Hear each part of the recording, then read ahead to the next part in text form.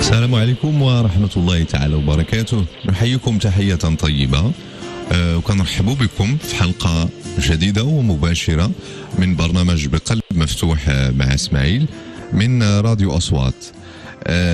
اليوم ثاني حلقات هذا الأسبوع ضمن سلسلة ديال سهرات البرنامج اللي كتتابعوا من الاثنين إلى الجمعة ومن الساعة 9 إلى حوالي منتصف الليل مباشرة على إذاعة أصوات.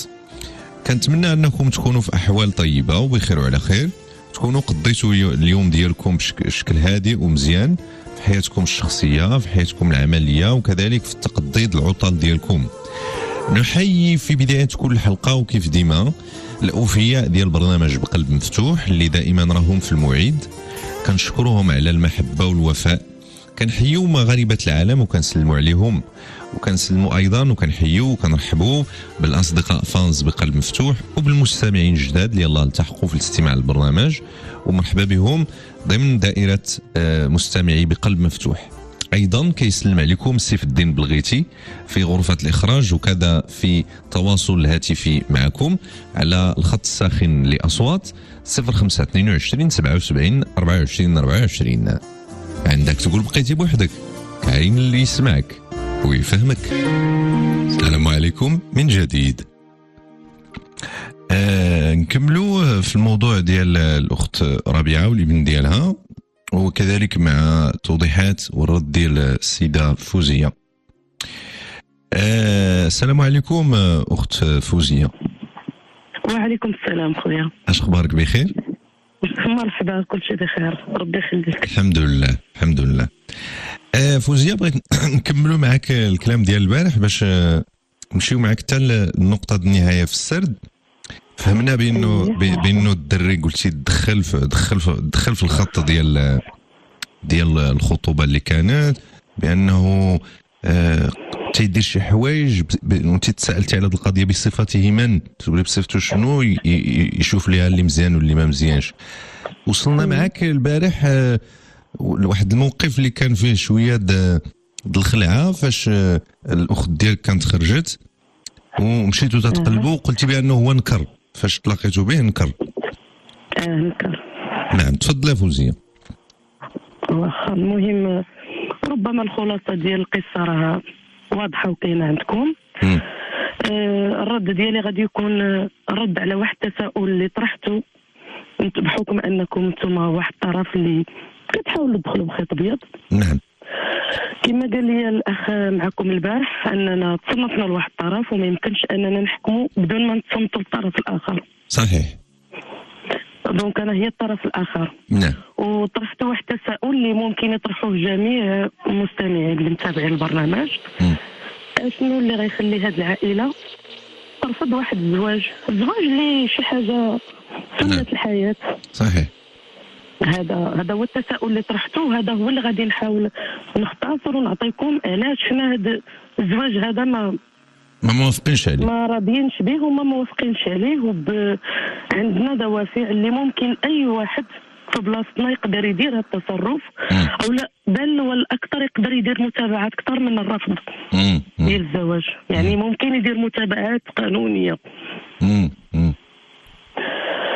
المهم القصه كيف بدات راكم عرفتوها. وصلنا ان سيد مشى مع البنت على اساس باش يتزوجوا بلا الموافقه ديال الاهل ديالها. يعني شي حاجه اللي حنا ما عايشينش ما كابرينش بها بعدا، شي حاجه اللي عندنا غريبه وسط الاسره، يعني تصدمنا، شي حاجه اللي جديده علينا. هذه هي الاولى. السيد قال لك لا راه ما بغاوش. واش غير الا رفضوا لك الاهل ديال البنت، رفضوا لسبب او لاخر، صافي تمشي لديك البنت وتستغل السذاجه ديالها. كنقولها وكنسطر عليها بالاحمر، سذاجه. البنت نية اكثر من القياس. واخا عندها 25 عام، ممكن بنت ديال 25 عام راه تبارك الله اي مستمع غيقول لك راه 25 عام راه ما صغيراش وهذا ولكن بنتنا انا واخا عندها 25 عام كنقولها وكنعاود نيه بزاف. كيف كنقولوا بالدارجه كيقولوا الناس ما قافزاش ما مقرصاش بحال ما هكا هكاك وبزاف. هي حنينه ومربيه وكل شيء الناس كتبغيها، ولكن هذا هو ديفوها، ولقاها الله مع هاد ولد الناس هذا. ولكن الحمد لله كنقولوا لطف الله فوق كل شيء، نيتها بعدا سلكاتها. هو باش تجي انت وتمشي مع البنت بالتخبار ديال والديها، واش غترضاها لختك؟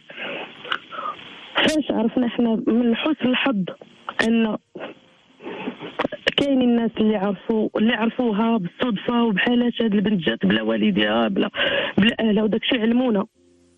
واش بنتكم واش فراسكم راها كاينه ودي حنا بنتنا راه كنتسناوها تجي للدار، وما هو قالوا لك راه هي فين كاينه مع واحد السيد وهاك ها داير والمواصفات ديالو. تواصلت معاه باش ما يكبرش الموضوع نكر. هذاك النكره انا ضراتني في خاطري بزاف.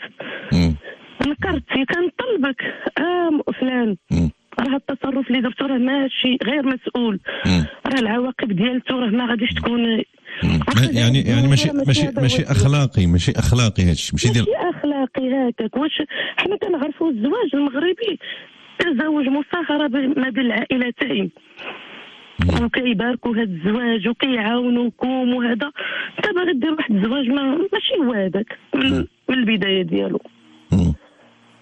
اتصلت بالام ديالو حيت رقم الام ديالو راه كاين عند الوالده، حيت تواصلوا هما مع الوالده.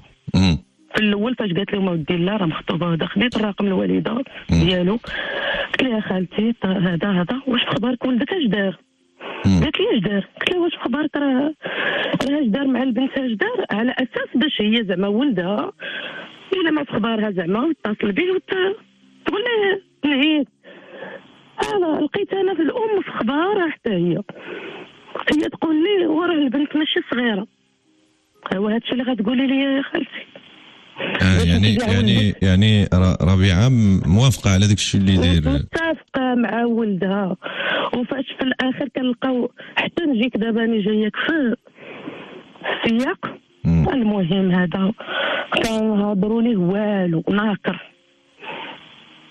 في اخر المطاف قلنا ليه راه غنتوجهوا للمخزن. المهم اللي سمع المخزن وسمع القضيه راه ما غاديش تكون على خير وهذا اش دار؟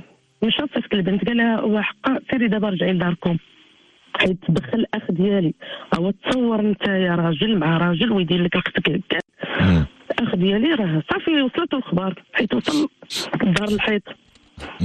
ما تلاش شي حاجه اللي غنقدروا نخبيو عليه. يعني نتوما كنتي كتفادي انت والوالده ديالك هذا الشيء اصلا؟ ما يوصلش للذكور راه عاوتاني حاجه اخرى كاينه تما. المهم راه ما نوصفلكش. شوف غير نتايا اختك ما غاديش ترضى الواحد يبقى يدير بها هكا. فهمتك. يعني تقدر يكون شي تدخل عنيف ولا شي حاجه اللي العواقب ديالها ما نبغيوهمش. ثم فاش حس بالخوف وهذا وحلفوا ليه مريض كيقول لي خويا راه الا مشات البنت تبات شد دارو حيت الليل بدا كيطيح. قال لي راه الا مشات تتبات شد دارهم هذه اللي ما عمرها كانت، راه انا وياك غنمشيو يا للمقبره يا للحبس يا فين ما بغيت. صافي تما بدا كيتخلع وهذا عاد ولا هو راه عاطيها تليفون اخر كيتواصل معاها وعارفها فين كاينه، وخلانا حنا كندوبوا. وباها مريض الا وصلت الخبر غيموت فيها. عاش من زواج هذا غادي تزوجي كاع الا باك ما تبسبابك. المهم في اخر المطاف تواصل معاها وراها لينا فين كاينه عند واحد السيده. المهم مشينا عند السيده قالت لك ودي بنتكم راه جات عندي من العصر وهي معايا، وراها كنت معوله انني نتصل بكم ونعلمكم.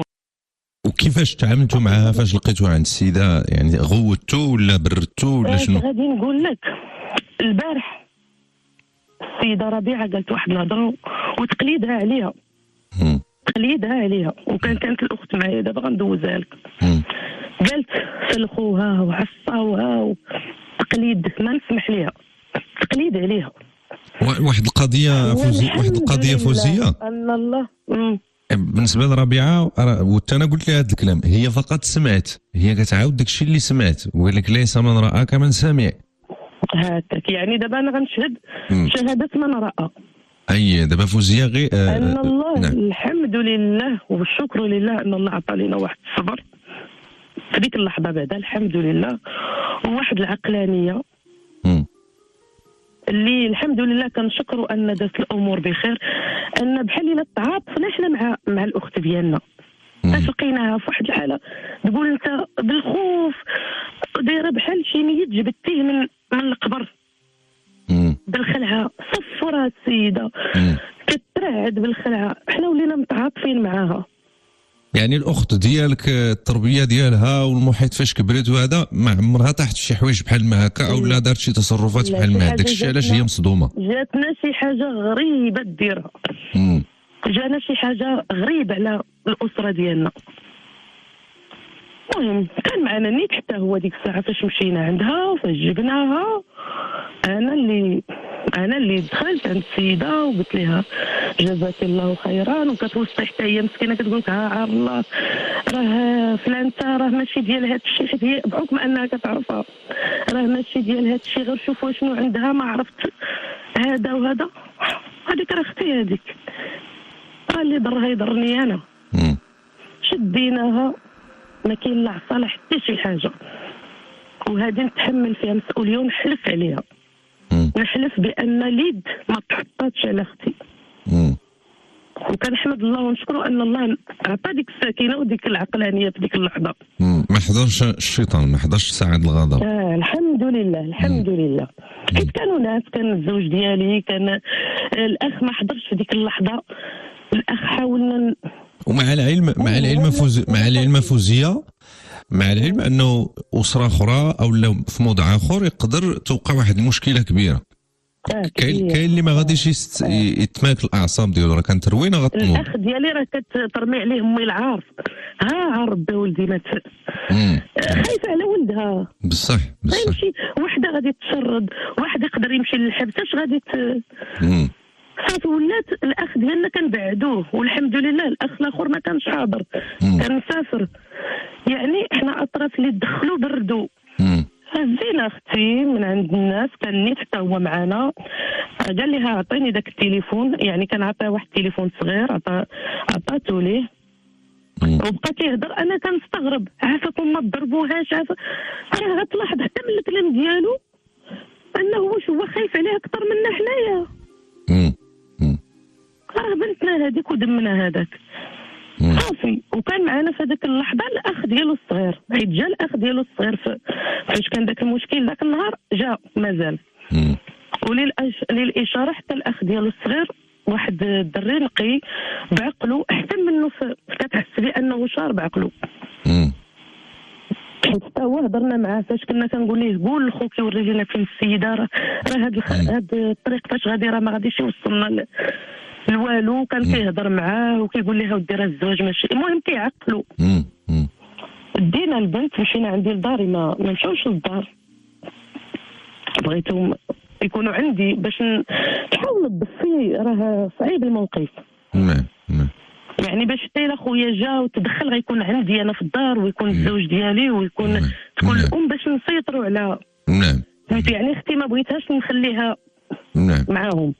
يعني جينا كاين مشكل اجول عندي الدار حتى يدفع هذا المشكل. جات ما كاين اللي يهضر معاه هذيك الليله، صافي عيينا، ستريس ديال النهار كامل رجع علينا كامل. يعني ما كاين باقي اللي عنده القدره يهضر، حنا كنعرفوا غير ختنا قدامنا. انا وليت كنواسيها اش بيك، ياك ما وقع لك شي حاجه، ياك ما هادي، ياك ما تمسيتي، ياك ما مسك في شرفك، ياك ما لا. كتقول لي لا. عرفتي حنا المهم راه عرفتي الاسره المغربيه. لا حنا مشينا للحلال، ما مسنيش. صافي نعسنا ديك الليله الحمد لله. لا غد ليه الصباح الغد ليه، قلت لها واش ممكن نفاتحك في واحد الموضوع، ياك ما درتي مع هاد السيد شي حاجه؟ قالت لي بتاتا. قلت لها واش نديك ندير لك سيرتيفيكا؟ قالت لي مرحبا. صافي بنتنا بعدا الحمد لله من هذه الناحيه ما وقع والو، الحمد لله ما وقعش شي تجاوز، ما وقعش. الحمد لله مزيان. لا باش نعرفوا حتى حنا فين غنحطوا رجلينا. من حقكم. صافي الصباح صبحت الام ديالو كتصل بيا انايا، شدات المرتي انايا، ها ربي شوفوا كيفاش ديروا، راه هذا الولد هذا راه بغى ديك البنت، وراه الا ما داها قال غيحماق. المهم داكشي راه سمعتوه من عندها على لسانها. قالت لك دابا راه اتصل بيا قال لي والو دابا تجي تهبطي. قلت لها فين غادي تهبطي؟ قلت لها غادي ندير معاك واحد الحاجه، خلي حتى تكلم النفوس، راه دابا النفوس راه بقى العجاجه الجو ماشي هو هذاك. لا شوفي دابا اصلا راه خوتها دابا راه غيجيو. صافي درنا واحد غدا، درت غدا، عيطت لخوتي قلت لهم اجيو لهنايا. جاو خوتي تجمعنا والوالد ديالها وداك الشيء، في اطار اننا نحطوا المشكل اطابل ويتحل بعقلانيه. جاو والحمد لله ان كل واحد متمالك اعصابه. هضروا معاها قالوا لها ودي ها راه درتي خطا، ارتكبتي هذا راه خطا. المهم هي كتبكي، غير كتبكي كتقول لي ما عرفتش انا كيفاش درت. هي غير البكا وما عرفتش كيفاش درت. فاش جينا كنهضروا داكشي قالت لك انا راه هذا السيد بغيتو. هو فاش بغيتيه راه ماشي حتى باش كيمشيو الناس، راه درتي لينا غلط بعدا مع السيد اللي خاطبك، اللي ماشي هكا، باش خصنا حتى حنا نفسخوا الخطوبه وحنا راسنا مرفوع ديال ان ما كتبش، ماشي غادي يحسوا يعني غدا ولا غداش غيقولوا لك دوك الناس ان هادو كيضحكوا علينا. ما نرضاوهاش على نفسنا، خصوصا اننا ولاد شاركين الدم، راه ولاد العمام من الفوق. المهم ما عليناش هذاك الشيء، ما غاديش مكتب وطرا ما غاديش نغيروا فيه والو. قلنا لها دابا اشنو؟ قالت لك انا هذا هو اللي بغيت. قلنا لها دابا هذاك ما بززناش عليك الاول، ما بززناش عليك، وهذا ما غاديش تبززيه علينا عاوتاني انتيا. الزواج راه ماشي هكا كيكون، سيجي بالتفاهم. المهم هضروا بالتفاهم حتى الاخر. قالوا ليها واش سميتو، واش هذا السيد بغيتي؟ قالت لهم هذا هو اللي بغيت. اش غنديروا حنا؟ ما عندك ما دير، كتمشي بالمنطق. هو بلاتي هذا السيد هو اللي بغيتيه، يجي من الباب بحال ايتها الناس، ونديروا الخطوات اللي كيديروا ايتها الناس. اشنو هما؟ يعني جا دق الباب، هو رجع له راه بنت الناس انتيا. العائلات يديروا الواجب ديالهم، تما شدوا عليها شويه وركوا عليها شويه، بحكم ان الوالده ما تقبلاتش. قالت ليها انا غادي تزوجي، غديري مسائلك قانونيه وغتمشي تخرجي من الدار، تنساي واش عندك واش عندك خوت، واش عندك اهل. ما دي صعيبه هذه. بقات متشبته لينا بهذاك سميتو. قالت لك والو انا ما عنديش البنات اللي يديروا لي بحال هكا، وحنا شي حاجه غريبه علينا. المهم قالت هذيك اللي قالت نديروا لها قوانينها والله يعاون العونات. ولكن غدا بعد غدا توقع شي حاجه ما تندخلوش، ما غاديش هو انها توقع شي حاجه تعمل مسؤوليتها اخف من انها تقول لك غتخرجي من هذا الباب، نساي اعتبري امك مدفونه، واعتبري خوتك مدفونين، واعتبري والديك مدفونين. وشنو قالت هي اختك فاش قلتوا ليها هكا؟ سكتات، صدمات. يعني واحد الاختيار اللي صعيب بزاف. انا في ديك اللحظه في ديك اللحظه بان الدور ديالي انني خصني نتدخل. صافي قلت لها غير سكتي، ما دامت قالت هكا راه غدا غتبرد النفس عاوتاني شويه، وبعد غدا شويه وغادي حنا غندخلوا بالحاجه اللي مزيانه. صافي ديجا بعدا فاش اقتنعوا العائله بحال هكا، بلاتي فاش انت بغيتي هذا غنديروا لك بنتي القوانين ديالك، غتمشي بوراقك والله يعاون. ولكن تصيحه خايبه ان البنت غتمشي بلا عرس، بلا بحال قراناتها هذاك قاسها. اش دارت الوالده؟ اتصلت بالاخت ربيعه، قالت لها شوفي بنتنا راه هضرنا معاها، دابا راه اختارت ولدكم، ولكن شوفي لاله ربيعه، واش انت غتبغي واحد العروسه اللي والديها صافي غيتخلاو عليها، بحال مقطوعه من الجدر هكاك. قالت لها واش غتبغيها؟ تما وقع واحد الجواب اللي صدمني انايا. اش قالت؟ قالت ليها هو ماشي مشكل، حنا غير عطاو لينا البنت، ماشي مشكل، احنا غير عطاو لينا البنت، راه الولد قال لي راه منها ما نخلق، وعافاك الا كنتي رفعتوا شي دعوه عافاكم سحبوها. هذا الشيء اللي قالت. يعني الفكره اللي بغيتي توصلي هنا فوزيه ان ربيعه مازال غنهضر مع ربيعه في هذا الشيء، زعما بحال هي ما خداتش الامور بشكل عام وتشوف المنظور ديالكم، يعني بحال ربيعه كتشوف غير ولدها شنو بغا. اي كلمه قلتها فهمتك تما قالت ليها الوالده واحد الهضره، وهي فسالت الاخت ربيعه البارح قالت ليها الوالده شوفي يا بنت الناس، بنتي دابا بغات ولدكم غندير ليها القوانين ديالها، وانتي قلتي بغيتيها راضيه بواحد عروسه اللي والديها صافي غتخرج مقطوعه راضيها وبنتك انت لو وقع عليها واش غتبغي وداك الشيء. هي تقول لها احنا كعائله راه ما راضيينش بهذا الزواج. هكا قالت لها احنا كعائله هذا الزواج ما راضيينش به. تما لاله ربيعه كتقول لها يعني ما رضيتوش بينا. هنا كنجاوبها ماشي حنا ما رضيناش بكم، حنا ما كنعرفوكم، حنا بشر الحمد لله بحال لا فضل الواحد على واحد، حنا بشر كاملين. هي كتقول لها ما رضيناش بهذا الزواج وقاسح علينا، يعني زواج اللي ما جايش بالخاطر. هذيك قالت لها هي بغينا البنت، كتقول لها امي واش واخا زعما راه حنايا صافي ساخطين على هذه البنت وتخرج من عندنا. قالت لها هي بغيناها وبقى فيا الحال علاش تقول لها ربيعه هكاك. كان على الاقل تقول لها لا راه حتى انا عندي بنات وترطب وتطلب وما تقول لهاش هكاك. صافي قطعت قالت لها واخا، قالت لها هو المهم وجدي راسك فاش غادي يكون مناسبنا ونوجدوا الوراق راه غنعيطوا لك واجي نتلاقاو في بلاصه الوراق نديروا لها القوانين ديالها وديوها. يعني تخرج البنت بحال الكلبه حاشاك من دارهم. لا ما هذيك ثم تدخلت انايا، حيت هذيك كما قلت لكم انا البارح اقرب لي انها بنتي من اختي، والناس اللي كيسمعوني وتعرفوا علينا وداك الشيء راه غيعرفوا هذا الكلام، حيت وحده كبره عندك راه بنتك هذيك. صافي اتصلت بلاله ربيعه قلت لها شوفي المهم دابا راه وصلنا لواحد النقطه، الا كانوا هما متكابل لبعضياتهم ما عندنا الا نكملوا، والله يكمل، ولكن سمحي لي دابا غديروا بحال غنبداو من ازيرو. دابا جيتو البنت طالبين فيها راغبين فيها بغيتوها غتخليونا نديروا مسائل قانونيه اللي كيديروا اي مغربي جا شي واحد تقدم لبنته، نديروا الخطوات. انا اختي ما غاديش نفرط فيها، اختي غتخرج من عندي معززه مكرمه بحال البنات، يعني بغات تخرج بعرسها بمسائلها بكل شيء. وانا راه دوري غادي نرطب الاجواء عند الوالده، راه كما كان الحال راه طلبيه راه غادي. انا قلت لهم ما تقولوا ليش ديك الهضره ديال صافي نساي وراكي خرجي من هذا الدار، لا قلت لها قولوا ليها راه انت تحملي النتائج ديال هذا الزواج.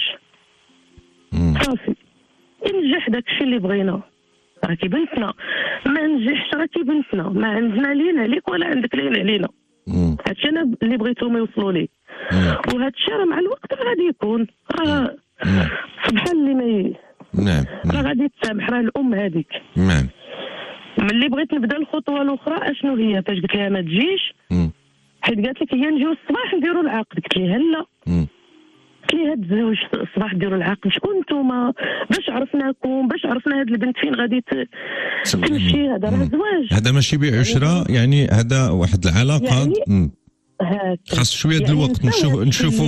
نشوفوكم تشوفونا، نعرفوكم في كاينين، نعرفوكم وتعرفونا ونسولوا وتسولوا. يعني داك الشيء تقليدي ديال اي زواج. مزيان اختي بدات كترتاح وبديت كنصبرها كنقول لها غير صبري كل شيء غيكون بخير، وهي بقات كتقول لي انا ما بغيتش ماما تبقى مقلقه عليا، وهذا كنقول لها داكشي كامل غيفوت غير صبري وهادي ولكن راه غنديروا دابا مسائل ديال العقل ديال الكبار. بدات اختي كتوعى لا دابا راه هاد الناس راه خصنا نسولوا عليهم وهادي ونديروا ويتسنى واحد شويه، ماشي غدا غادي يجيو، راه خصنا نوجدوا راه العرس هذا وراه هادي. يعني المهم في هاد العطله نقضيو الغرض الا كتبتي دا ربي. صافي مشينا بهذا المبدا. عيطت للاخت ربيعه قلت لها دابا انت ولدك هنايا معنا في المدينه، ما عندهم لا عائله لا والو، يعني الابن ديالها خدام في واحد المحل، ساكن في ذاك المحل. هادشي اللي كنعرفوا عليه مزيان. بنتنا راه ماشي غادي تديها لولدك المحل، راه كاينه عائله، خصنا هاد العائله نسولوا عليها، سولوا علينا نتوما ونسولوا عليكم، وراه الزواج هذا الله يكمل بالخير. ولكن خالد الدري البارح سولته قال لي، قلت له واش موجد، لانه الزواج ماشي غير الحب وفقط وانما استعداد. قلت له واش موجد السكن فرش مقاد؟ قال لك انا موجد كل شيء.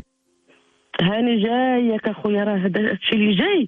انا غنحط لكم غير اطاب لاش كاين، والله حتى نخلي لكم الحكم في الاخر.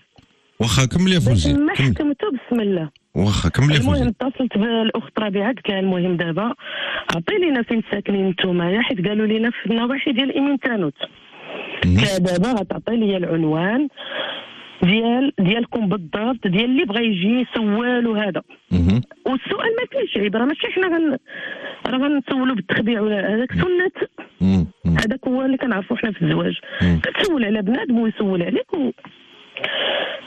غير قلت ليها هذا سميتو ديال عطي لي العنوان ديال البلاصه لاش غنجي فين ساكنين، باش الا بغيت نسول عن بعد ولا عن قرب ولا هذا. ما بغاتش تشد ليا في هذا، بدات كتدخل وتخرج في الهضره. راه ولدي كيحماق على بنتكم، وراه حنا غنديروا ليها. وكنقول لها الله يهديك، دابا حنا معاك كنقول لك اش غديري ليها وما ديري لها. عطيني العنوان ديال اللي بغى يجي يسول، نعرفوا بنتنا فين غتمشي، نعرفوكم شكون وشكون اللي حنا بنتنا غديروا ليها غدا العقد وتديوها، شكون عرفنا فين مشات. ما خصكمش تبقاو مجهولين، خصنا نعرفوكم فين كاينين. حنا راه عائله، راه غادي راه زواج هذاك، راه نسوبيه هذيك. كنقول ليها العنوان ما كتشدش ليا في هذاك. شويه قالت لي عرفتي اش ديري بلاتي، كاع بلاتي شويه غنعاود لك. قطعات هادشي مع الوحده ديال النهار. بقيت كنتسنى، دابا تعاود السيده، دابا تعاود ما عاودات. هادشي قلتو للوالده وقلتو لاختي، قلت لها راه ما نعرف. دابا حنا ها الخطوه اللي بغينا نديرو من حقنا نديروها، ولكن السيده شنو، ولكن نتمنى ما نسبقوش الاحداث، نتمناو خير. بقيت كنتسنى ما 3 سنوات حتى ل6 ديال العشيه. قبلت بلاتي نصوني عليها انا. صونيت لاباس بخير. لاله ربيعه قلتي لي راه غتعاودي، ما قالت لك راه ديك الساعه اللي قلت لك غنعاود لك دخلوا عندي ضياف، الله دابا خرجوا كنت غنتصل بك. لا ما طراباس، قلت لها ماشي مشكل ما طراباس. هو قلت لها فين وقفنا قبيله على العنوان. قلت لها عاود غير انفو تنذكر لها العنوان. كتقول لك وحنا غنجيو الصباح ونقادوا المسائل وتجيو كاع نتوما معانا وتعرفونا. يعني كتهرب، كتحسي بانك كتهرب من انها تنعت لك فين كاينين. ملي غادي تجيو ديري لاكطاش باقي غينفعنا نسولوا ولا ما نسولوش ديك الساعه. واش الناس كيسولوا قبل ما يديروا الكحل في الابيض، او لا ما كيسولوا صافي حتى يديروا المسائل. صافي قلت لها لا، قلت لها بلا ما تعذبي راسك تجي، خلينا حتى نسولوا وسيروا حتى نتوما سولوا، وديك الساعه راه غادي نعيطوا لكم نهار باش ما تعطلي ما والو، حيت كتقول لك اودي عندي دراري اخرين صغار وداك الشيء. اش قالت لي حنا في ايمين تانت. قلت لها اش من بلاصه؟ قالت لي مزوده. انا ما مخالطاش تما بزاف. قلت لها واش دابا هاد مزوده دوار ولا شي سميتو كبير؟ قالت لي المهم مزوده، غير اجي المزوده واتصلي بيا ونخرجوا نتلقاو لك. كنقول لها لا انا ما نتصل بك، ما اتصلي بيا، خليني نسول بطريقتي. واش مزوده؟ قلت لها دوار وهذا. فاش سولت كيقولوا لي مزوده كبيره راه خصها تعطيك الدوار. قلت لها عطيني الدوار، يعني عطيني العنوان اللي غادي نجي ديريكت. مثلا عطيته المول الطاكسي يجيبني ديريكت. عطاتني السميه ديال واحد الدوار. كنقول لها اش كيقولوا لكم زعما كنيتكم ولا يعني النعت ديالكم العائلي اشنو باش معروفين، شي نسب باش معروفين، شي لقب، شي هذا. قالت لك غير توصلي للدوار ويسلعني قولي لهم جيران مصطفى راه غيوصلوك حتى لعندنا. انا ما فهمت والو، بحال الجيران مصطفى يعني شي سيد تما قالت لك سميتو مصطفى، وانا عطيني العنوان ديالكم وعطيني كنيتكم، ماشي تعطيني انا جارة فلان. ومصطفى شكون هاد مصطفى؟ راه بزاف ديال مصطفات، هذاك راه غير اسم ماشي حتى لقب ولا نسب. ملي سولت قلت له انا عطيني، انا نقدر نجي ونقدر عاوتاني نتصل بناس كنعرفهم في دوك النواحي يقدروا ينعتوا لك. هذا هكاك ملي اتصلت انا بالناس اللي كنعرف قلت لهم ودي راه كاين هذا الدوار، واش مزوده كاين هذا الدوار في مزوده؟ قالوا لي لا، قالوا لي الدوار بعيد ما داخلش، بحال الا كتقولي مزوده في واحد الاقليم وهذا الدوار في واحد الاقليم اخر. ما عقلتش بالضبط على ذاك الدوار، ما بقيتش كنتذكر الدوار اللي قالت لي. صافي المهم السيده كنا بان لي راه كتهرب. يعني واحد قال لك عطيني، يعني عطيه العنوان وخليه هو يسول، بغى يجيكم حتى للدار مرحبا، بغى غادي يسول من بعيد راه كيسول راه عادي. يعني راه ماشي عيب انني نمشي مثلا لواحد البلاصه ونقول لهم اودي دوك الناس راه بغينا نتناسبوا معاهم، راه حتى حنا كيسولونا الناس. اولا كان بامكانكم تتفقوا مثلا فوزيه تعطيها، ماشي ضروري تعطيك سميت الدوار ولا هذا، تعطيك مثلا النقطه اللي قريبه لهم فين كيتسوقوا ولا فين هذا، تمشي ليها انت ديريكت مثلا هاد المزوده ولا يعني ديك البلاصه الحضريه اللي تتسوقوا منها ولا هذا، تمشي ليها وهما يجيو عندكم تلاقاو تما في ذاك السوق ولا في هذا ويديوكم ديك الساعه، فهمتيني؟ هذاك الشيء مهم، داك الشيء كامل ماشي عيب. المهم كنحس بالسيده متهربه، السؤال ما بغاتش. علاش هاد النعوت او هاد الاكتشاف ديال فين كاين الابن ديالها، علاش ما طرحتيش عليه هو اللي معكم تما في قلمي؟ حنا دابا سالينا مع الام ديالو في التليفون مباشره، طرحتو عليه هو. قلتي لي فين كاينين؟ وقفت مع الام ديالو، اتصلت بيك قلت لها وديها كاين دابا صافي خذ راحتك، عطي لنا واحد شويه الوقت نسولوا حتى حنا ونشوفوا مسائلنا كي دايرين وهذا. نفس السيناريو دار حتى هو كيدور، ما عطاكمش البلاصه بالضبط؟ عطاني نفس الدوار اللي ما كاينش.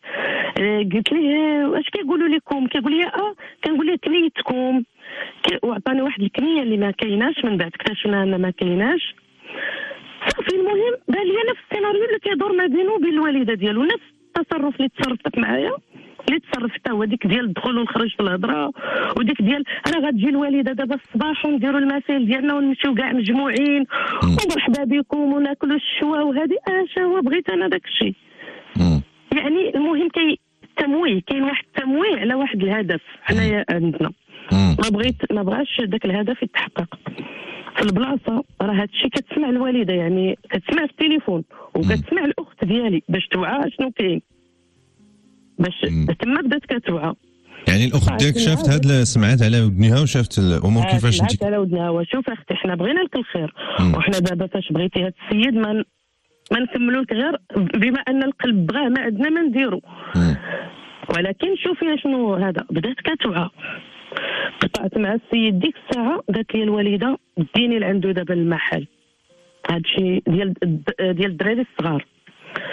ديتها عنده المحل، قالت ليه ولدي فلان وهذا دابا هادشي حنا ما بغيناه وكتبوا علينا سيدي ربي حنا. المهم خلي لينا واحد، ما قالت ليش العيب زعما، قالت لي دابا غتعطيني فوتوكوبي د لاكارت ديالك باش نسول عليك، راه انت غتولي نسيب، راه ماشي غتولي براني وهذا، ونعرف بنتي من عطيتها. نعم واخا ما غتجي الصدمه الاخرى. واخا فوزيه غادي نكمل معاك، حنا معاك غاديين معاك دقه بدقه. خليك معايا، خذي استراحه، وكذلك السيده ربيعه والاخ خالد مازالين معنا حتى هما على الخط. احنا بدينا تنفهموا شويه الرد ديال فوزيه، خدينا هذا الجزء هذا من التوضيحات المتعلق بمحاوله التعرف على ربيعه والابن ديالها فين كاينين الى غير ذلك. غنكملوا مع فوزيه ما تبقى من التوضيحات، وغادي ناخذ ايضا الرد والملاحظات ديال السيده ربيعه وديال خالد كذلك. بقاو معنا لانه كيف ما قلت مازال محتاجين الآراء ديالكم والملاحظات ديالكم، خصوصا أن هذا الموضوع يبدو متكامل الأركان في الاستماع والفهم وتوضيح الصورة من أبعاد متعددة. بقلب مفتوح مع إسماعيل مباشرة من راديو أصوات. نواصل معكم بعد الاستراحة، فابقوا معنا. أهلا بكم من جديد على أصوات وبقلب مفتوح مع إسماعيل. الآن نكمل مع الأخت فوزية، في انتظار أنه مازال غنتكلموا شوية مع ربيعة ومع الأخ خالد كذلك، لأن الموضوع مهم جدا بالنسبة لهذه للأسرتين، مهم أيضا بالنسبة لنا كاملين، لانه من الجيد ان نتامل في هذه المسائل، لانه يقدر يطيح فيها اي واحد، اي ولا اي اسره يقدر يوقع عليها بحال من هذا الشيء. السلام عليكم مره اخرى فوزيه. وعليكم السلام اخي. مرحبا نتمنى تكوني مرتاحه معنا. مرحبا بك. لا ما عندك مشكل، علمتوني البارح درت ليزاكتيفيتي ديالي كامل ساليتهم، انا معاكم ماشي مشكل. الله يوفق. كما قلتي نعم. نتمنى هذه القصه تكون عبره، تاخذ كعبره. احنا كتبت علينا الحمد لله وما عند بنادم هروب من المكتب. لا اي واحد كيف قلت فوزيه، اي واحد يمكن يوقع له هذا الشيء، كل شيء عنده بنات، كل شيء عنده اولاد، مجتمع هو هذا. العبره ان شاء الله، لا بالنسبه للبنيتات، لا بالنسبه للوالدين، لا بالنسبه لكل شيء. نعم. نتمنوا هذا الوضع هذا ما نعم ما يطيحش فيه حتى شي واحد ان شاء الله. نعم نكملوها فوزيه. وصلنا للفكره ديال المحاوله باش تعرفي. مشات تقول لي عطيني فوتوكوبي د لاكارت ديالك باش نسولو عليك. واش قالت العيب؟ الو كنسمعك فوزيه، انا معك. قلت لك فاش مشات قالت لي عطينا ولدي فوتوكوبي د لاكارت ديالك باش نعرفوا العنوان، نعرفوا الكنيه، نعرفوا السميه، حيت حنا ما عارفين حتى كنيته ما عارفينها. يعني من انت؟ شكون انت؟ قالت العيب في ذاك الشيء؟ لا من حقها. الله تعالى تيقول لك وجعلناكم شعوبا وقبائل لتعارفوا. الحمد لله راه جينا لهذا الشيء، جينا ليه بصوره واضحه، ماشي زعما تخديع ولا شي حاجه. اش قال لها؟ قال لها راه لاكارت ناسيونال ديالي ما كايناش عندي، خليتها في البلاد. واش كاين باقي شي واحد في هذا الزمان لاكارت كيتمشى بلا لاكارت ناسيونال؟ قالت ليه ما يمكنش، واش كاين راه لاكارت ناسيونال؟ قال لها والله خالتي لا خليتها في البلاد وهذا وهذا. راه حنا راه الاخت ديالنا قالت لنا راه صايب حتى هو شي وراق، ومن بينهم انه كيليزا لاكارت ديالو، انه طلبات ليه واحد فوتوكوبي د لاكارت وتكيليزات. باش غتكيليزا هاد لاكارت هادي؟ غادي تكيليزا بلاكارت ناسيونال الاصليه. المهم ها الكذوب من الاول حتى الاخر مزيان، ما عليناش. قالت ليه الكنيه ديالكم، قال لنا واحد الكنيه. مهم هي تقول لي هو عطيني لاكارت ناسيونال ديال بنتي، راه قالت لي بقات عندك، ماشي لاكارت ناسيونال الاصليه، حيت الاصليه ما كانتش عندها نسخه، هي غير فوتوكوبي وبكولور ومديور ليه تكميكه بحال لاكارت. المهم كتستعملها على حساب الطريق ولا شي حاجه، ولا الا بغات تصايب شي وراق ديالها كتصورها من تم. يعني ماشي الاصليه، ولكن عطيها ليا. راه قالت لي بنتي بقات عندك. قال لها لا ما شتاش، راه بقات عندها هي. ما عليناش حتى هنا، راه غاديه معكم خطوه بخطوه. وسمحوا لي الا كنذكر الحيثيات باش كل شيء يكون على بينه. مهم حتى هنا قال لها ما عنديش. قالت ليه واحد النقطه عاوتاني وغادي نسطر تحتها حتى هي على ديال التليفون. الاخت ربيعه البارح كتقول بان خداو ليه التليفون، جاو سرقوا ليه التليفون، وهذا باطل عاوتاني. لا هي كانت راكبه في الطوموبيل وشدت التليفون وديمارات وزات. لا حنا فين كاينين؟ راه ولدك راه المحل ديالو مع الناس كاملين، راه غيشهدوا فيا الناس. تليفون تعطى بالخاطر، ماشي حنا سرقناه. قالت لي الوالده وولدي دابا نتايا فاش ناويين؟ المعقول هو خليونا نصفيو الارضيه. دابا الا عندك شي تصاور ديال بنتي ولا هذاك حيدهم. يعني خايفه على السمعه ديال بنتها، شكون غدا ولا بعد. المهم داكشي اللي قال لها هي راسها، وما انا وكان شاوراتني غنقول لها لا خليه، الا بغى الا حتى عنده شي تصاور وبغى يلوحهم غير يلوحهم. كاينين متابعات قانونيه في داك الصدد. هي اللي مشات بداك المنطق ديال قالت لي راه ليا البورطابل نقلب الا كاين شي تصاور ديال بنتي نمسحهم. عطاه ليها بالخاطر ديالو، وعندي دليل ديال اوديوات صيفطهم ليا من البورطابل ديال الاخ ديالو الصغير، حيت هو فاش عطاه ليها ما قال ليش راه كاين فيه الكود. حتى مشينا وبغينا نحلو لقينا الكود.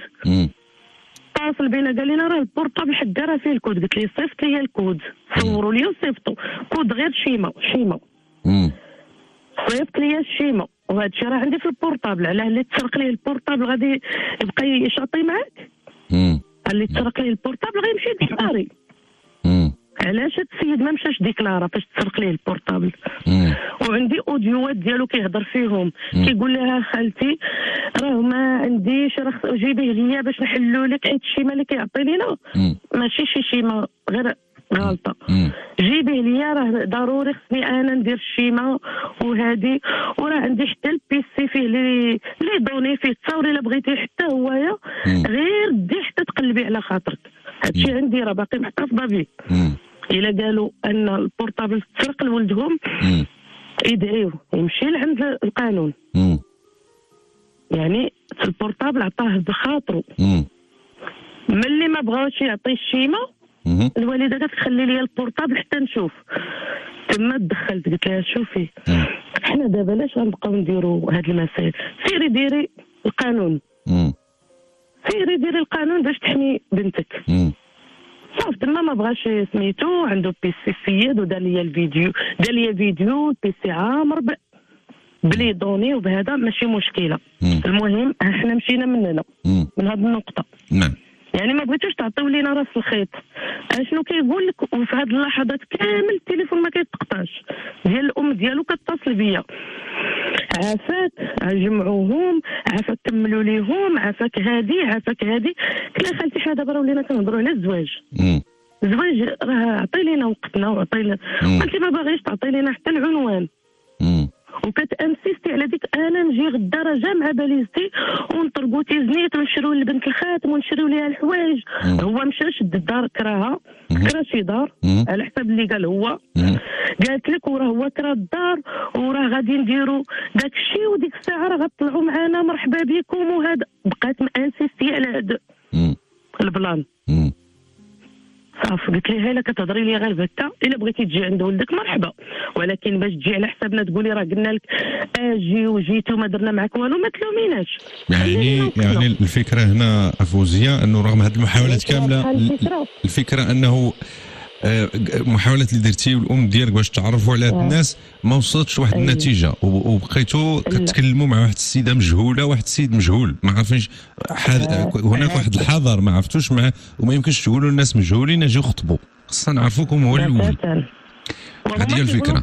نجيو نديروا لك والله معنا، وفاش دير لاكت اش نافعني نعرفك انت نصاب ولا نعرفك ما سميتوهاش غينفعني باقي ديك الساعه. ساعتها راه ولات مراتك، راه من حقك تقول لي يا سيدي راه مراتي هذه ما عندكش الحق باقي لا تمشي معايا ولا يديروا فيها ديك باتوا ما صبحوش. يعني راه كلشي هاد السيناريوهات راه كنشوفهم في الواقع ديالنا. المهم حتى لهنا الامور واضحه. الكذوب وذاك البورطابل اش لقينا فيه؟ في البوشيت ديالو كاينه ديك لاكارت ديال الاخت ديالي، لقيناها في البوشيت ديال البورطابل ديالو. يعني ها كذبه اخرى، يعني الكذوب غاديين من الاول، غاديين بالكذوب. صافي حنا تما تخوشعنا فعلا، صافي قلنا حنا راه نشوف شنو راه هادشي. صافي بدا كيبان شويه ضبابه، ولات حتى الاخت كيبان لي هذاك الشيء. راهي انت ديرها غير زينه ونيتها بعدا ما خيباتهاش. انا راه كنقولها وكنعاودها، نيتها بعدا ما خيباتهاش. الحمد لله واخا دارت غلط وقلت العقل وداك الشيء، ولكن الله راه ما الله راه ادرى بكل شيء. راه غادي تجينا المعلومه حتى لعندنا، داكشي علاش بغينا نسولو جانا حتى لعندنا من الصدف، حيت في السيكتور راه سمعت الهضره، راه فلان اش دار راه مشى راه دا فلان تا وهادي راه المهم الهضره راه تسمعات. ملي تسمعت الهضره ولاو كيجيونا ناس عندكم راه هذاك واحد هذا كيتعطى لنا شي من المحيط ديالو من الجيران،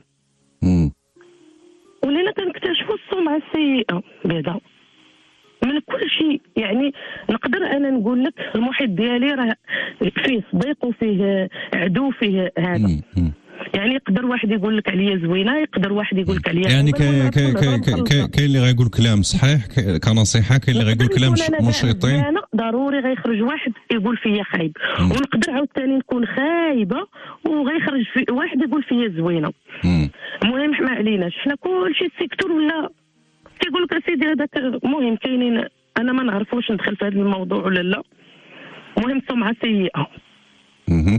اودي عندكم وهذيك البنت ما تستاهلش وهذا راه المهم انا على حسب اللي كيقولوا ماشي انا، راه هذاك واحد ولد الحرام، راه موال فكان، راه هادي الناس هما اللي كيجيو عندنا. مزيان داك الشيء كتبقى حاطو غير ما كتصدقش كل شيء. يعني غتسول راه عاد ولينا كنعرفوا علاش السيد كيقول لك بلا ما تجيو عندي المحل، راه عرفتي العديان، حنا راه بغينا نديروا هذا الشيء بيع فيه وهادي الزغ راه عنده مشاكل مع الجيران ديالو بعدا. وانه سمعه سيئه من الناحيه الاخلاقيه. بلا ما نشرح له واخا يعني غير اشارات بلا باش ما هذاك باش ما نشرحش، وهذا الشيء راه كنقولوا ما كناش غنقولوه، ولكن غير باش نوضح باش يوضح كل شيء. ها هي راه عاوتاني من الصدف اننا كنطيحوا في ناس معرفه اللي جيرانهم في الدوار. يعني ناس اللي تعرفوهم اللي جيران في الدوار ديالهم. يعني راه انت كتعرف الدوار واحد جارك، يعني راه عارف عليه واحد ولد سميتو، راه كتعرف عليه كل شيء. تما كنتصدموا باشياء جديده، شي حاجه صدمنا بها. يعني غادي نعطيوهم لك. اول شيء جبنا كنيتك وسميتك وباش معروفين في الدوار وكل شيء. يعني هاش كيتقال ليهم ها اللقب ديالهم وها شنو وهذاك الدري ها شنو اصلا واقع ليه وهذه.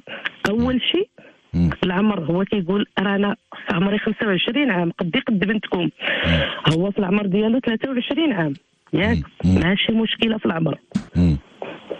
السيد مزوج، واحد ولد 23 عام مزوج ومدوزه عنده المراه 4 سنين ولا 3 سنين ومطلق. هادشي ما قالوش لكم؟ ما قالهاش لينا لا. واخ ما قالهاش لينا. حنا هادشي قالتو الام ديالو البارح، قالتي بانه زوجاته في 18 عام كان باقي صغير.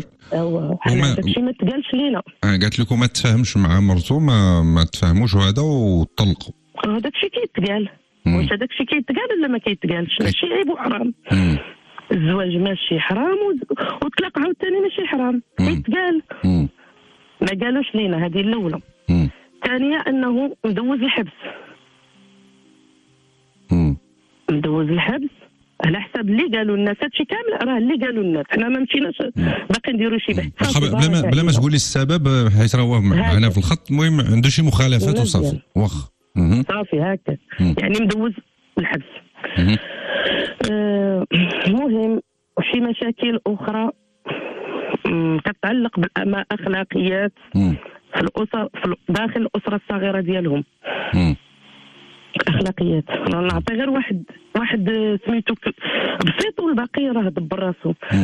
المهم انك فاش تسمع ان هاد الاسره، هاد الام راه تزوجات من بعد ما طلقات ختها، راه ختها اللي كان مزوج بات هذا السيد وولد معاه الولاد، ودخلت هاد سميتو هدمات هذيك الزواج وتزوجات الزوج ديال الاخت ديالها. واخا هاد المعلومات وهذا يعني المسائل مأكدين منها او لا من نفخ فيها كيف؟ المهم انت ما كانش عليك تخلينا نشدوهم من مصادر، كان عليك تعطي لنا ونمشيو نسولوا ولا تقول ها كاين. ملي مشينا واجهناه باللي كاين.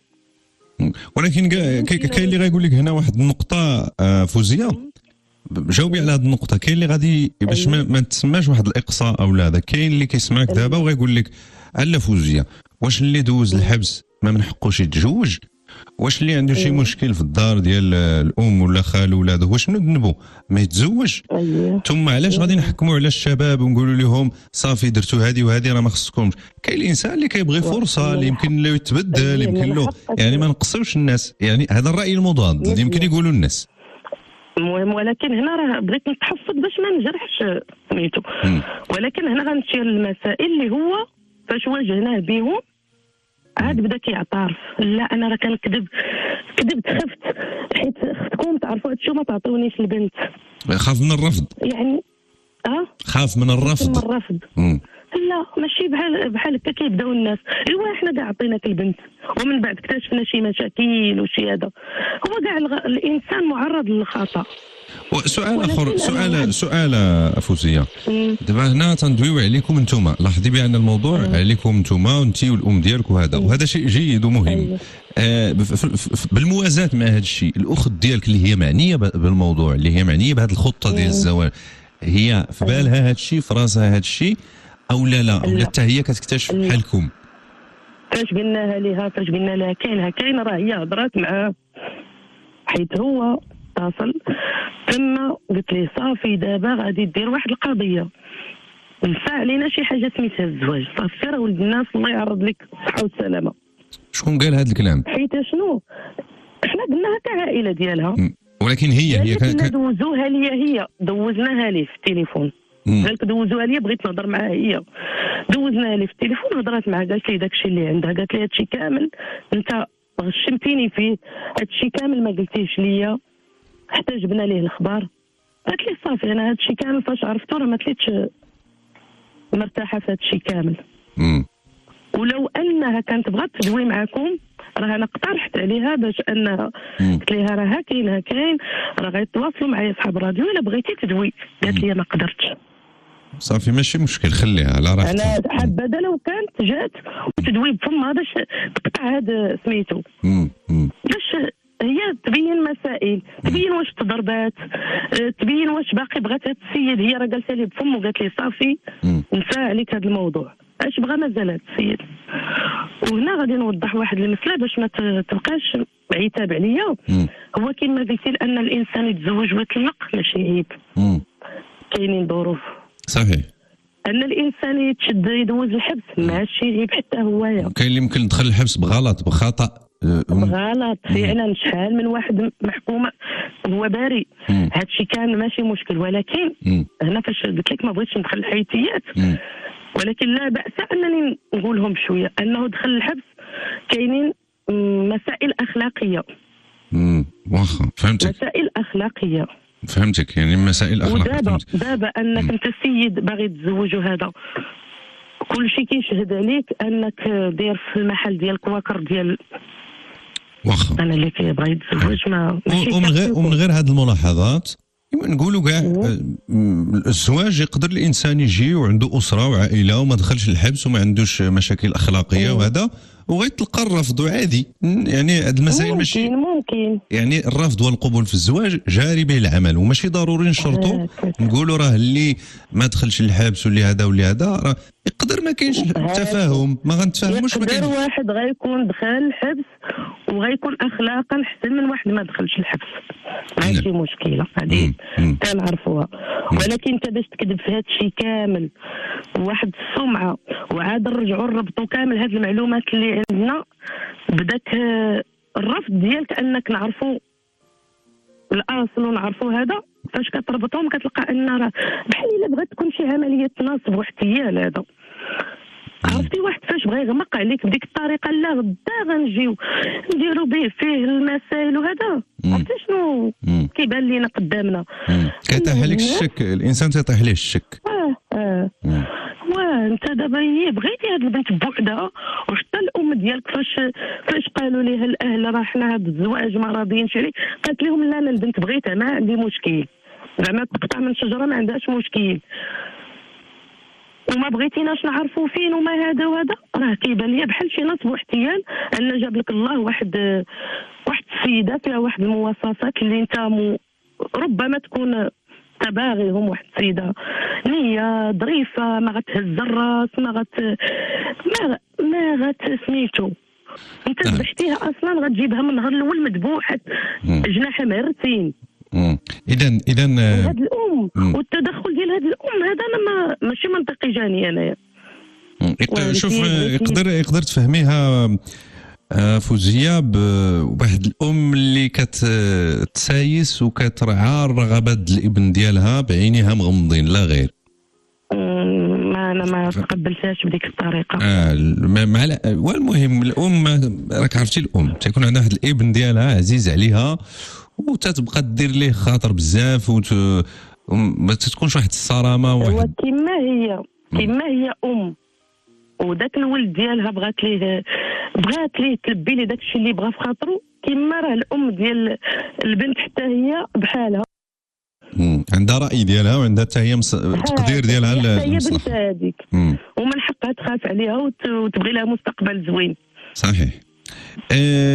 اذا فوزيه دابا فهمنا الفكره مزيان والناس راه سمعوا. المهم اخر ديال هادشي باش نعطيك الكونكلوزيون ديال هادشي، ان رافضين صافي، ولينا رافضين مزيان. ما تليناش باقي هاد كانت محاوله من اجل التعرف ومن اجل ما لقيتو الطرقان ما داوش مزيان. يعني اي واحد دابا مثلا نفترضوا ماشي هاد السيد هذا، اي واحد جا دق الباب وتصرف هذا التصرف ما غاديش واش انت غتعطيه بنتك؟ يعني ماشي ضد فيه هو ولا فمو، اي واحد جا بنفس الشكل وبنفس الاسلوب ونفس الطريقه.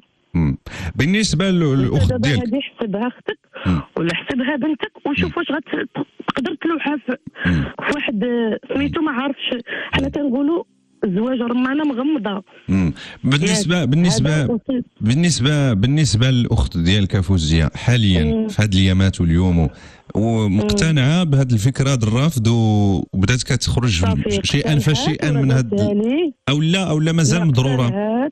لا ما بقاتش اقتنعت وبحال هي كتقولها لينا. وهذه المساله هذه راه مازال كنفكروا فيها. كتقول لك انا ما فهمتش بحالاش درت، ما عقلتش على والو. كتقول لك ما عرفتش، بحال الا ترفعت وجيت من لهيه وجيت. هذه المساله عاوتاني فيها مسائل اخرين. يعني قالت لكم بحال كتمغيبه. كنقول لها لدرجه ان كنسولوها بالتدقيق، انت وصلتي مع الساعه وي فلاني اش درتو فين مشيتو، لدرجه ما عقلاتش باش تغداو في القهوه. قالت لك وكتسولها كتقول لك انا راه ما عرفتش لحد الان، انا ما فهمتش كيفاش درت هذا الشيء، راه بحال ما كنتش واعي بالوعي ديالي. نعم واضح. هو اش كيقول لنا؟ كيقول لك سيدي راه هذه غنديها طول الزمان ولا قصر الزمان. يعني اعتبر الموضوع نوع من التحدي. تما راه دخلنا الشك حتى في مسائل اخرى اكثر من انك تاكل لها عقلها، وانك دخلنا حتى مسائل ديال الشهوه طاحت لنا على البال. يمكن الانسان يفسر الامور باي طريقه، يمكن الانسان اللي كتعرض لذلك كيبان لنا ان كاين تما صافي ضبابه. سدينا على هذا الموضوع مادام اختنا اقتنعت وهي راه ماشي صغيره، وإلا كانوا كيتسالوا فيها شي حق راه المخزن ياك. بالنسبه للتليفون ديالو مازال بالحوزه ديالكم ولا رديتوا ليه الهاتف ديالو؟ لا دابا التليفون ما عندناش فيه مشكل، التليفون تردوا ليه الوالده عادي. مزيان. بالنسبه ليه هو واش مازال كيتواصل معكم، كيقوم بمحاولات التواصل ولا انقطع الاتصال؟ لا من نهار اللي عرفنا كل شيء دوك المسائل واجهناه بهم، لدرجه ان الام ما واجهناهاش احتراما. المهم ما قدرناش نواجهوها شنو سمعنا عليكم وهذا واجهناه هو اعترف. واخا خليك معايا في الخطه فوزيه، فكره واضحه لان الوقت دركنا شويه باش نوصلوا لواحد النتيجه يعني واحد النتيجه ختاميه الا بغيت نقول، وكذلك نحاول نشوفوا الوقت المتبقي الا كان كيفاش سيف الدين نعملوا واحد الحصه من اجل ابداء الراي والمداخلات ديال المستمعات والمستمعين حول الموضوع. نمشيو عند السيده ربيعه من مراكش باش تعطينا التوضيح ديالها، الرد ديالها حول هذه المسائل هذه. السلام عليكم لا ربيعه. وعليكم السلام ورحمه الله. اش اخبارك لاله؟ لاباس؟ لاباس الحمد لله. كي بقيتي شويه كي داير الزوج ديالك وليداتك؟ كلشي لاباس يسوى الخير اللهم لك الحمد. الحمد لله. خويا تنقول لك نعم ربيعه تفضلي قولي شنو في الداخل ديالك، شنو بغيتي تقولي؟ هاد الناس ما نسمح ليهم لا في الدنيا ولا في الاخره، ظلمونا هما حاسديننا الناس هنا اللي تحاسديننا. انا قلت لها هذيك السيده قدمتها لكم، قلت لك وهذا خويا ملي يقدروا يهزوا ليه التليفون غيهزوا ليه حتى عقلو. قال لك هو رافع عقلو، هذيك البنت بغيتها قلت ليه واخا حتى هي هضرت معنا دابا خصها نسمعها بفمها تقول لك هذاك السيد ما بغيتوش. هي اختها نابت عليها وراك لا اختها راه هي هضرت مع ولدي قالت ليه عا العار ديال سيدي ربي عا ما تفرقش معايا ما تخلينيش بيناتهم على الارض سيدي ربي. واخا الام حاسه بالام حتى انا حاسه راه والداهم قال لك على الارض سيدي ربي ما بغيناش نفوت العار ديال الله.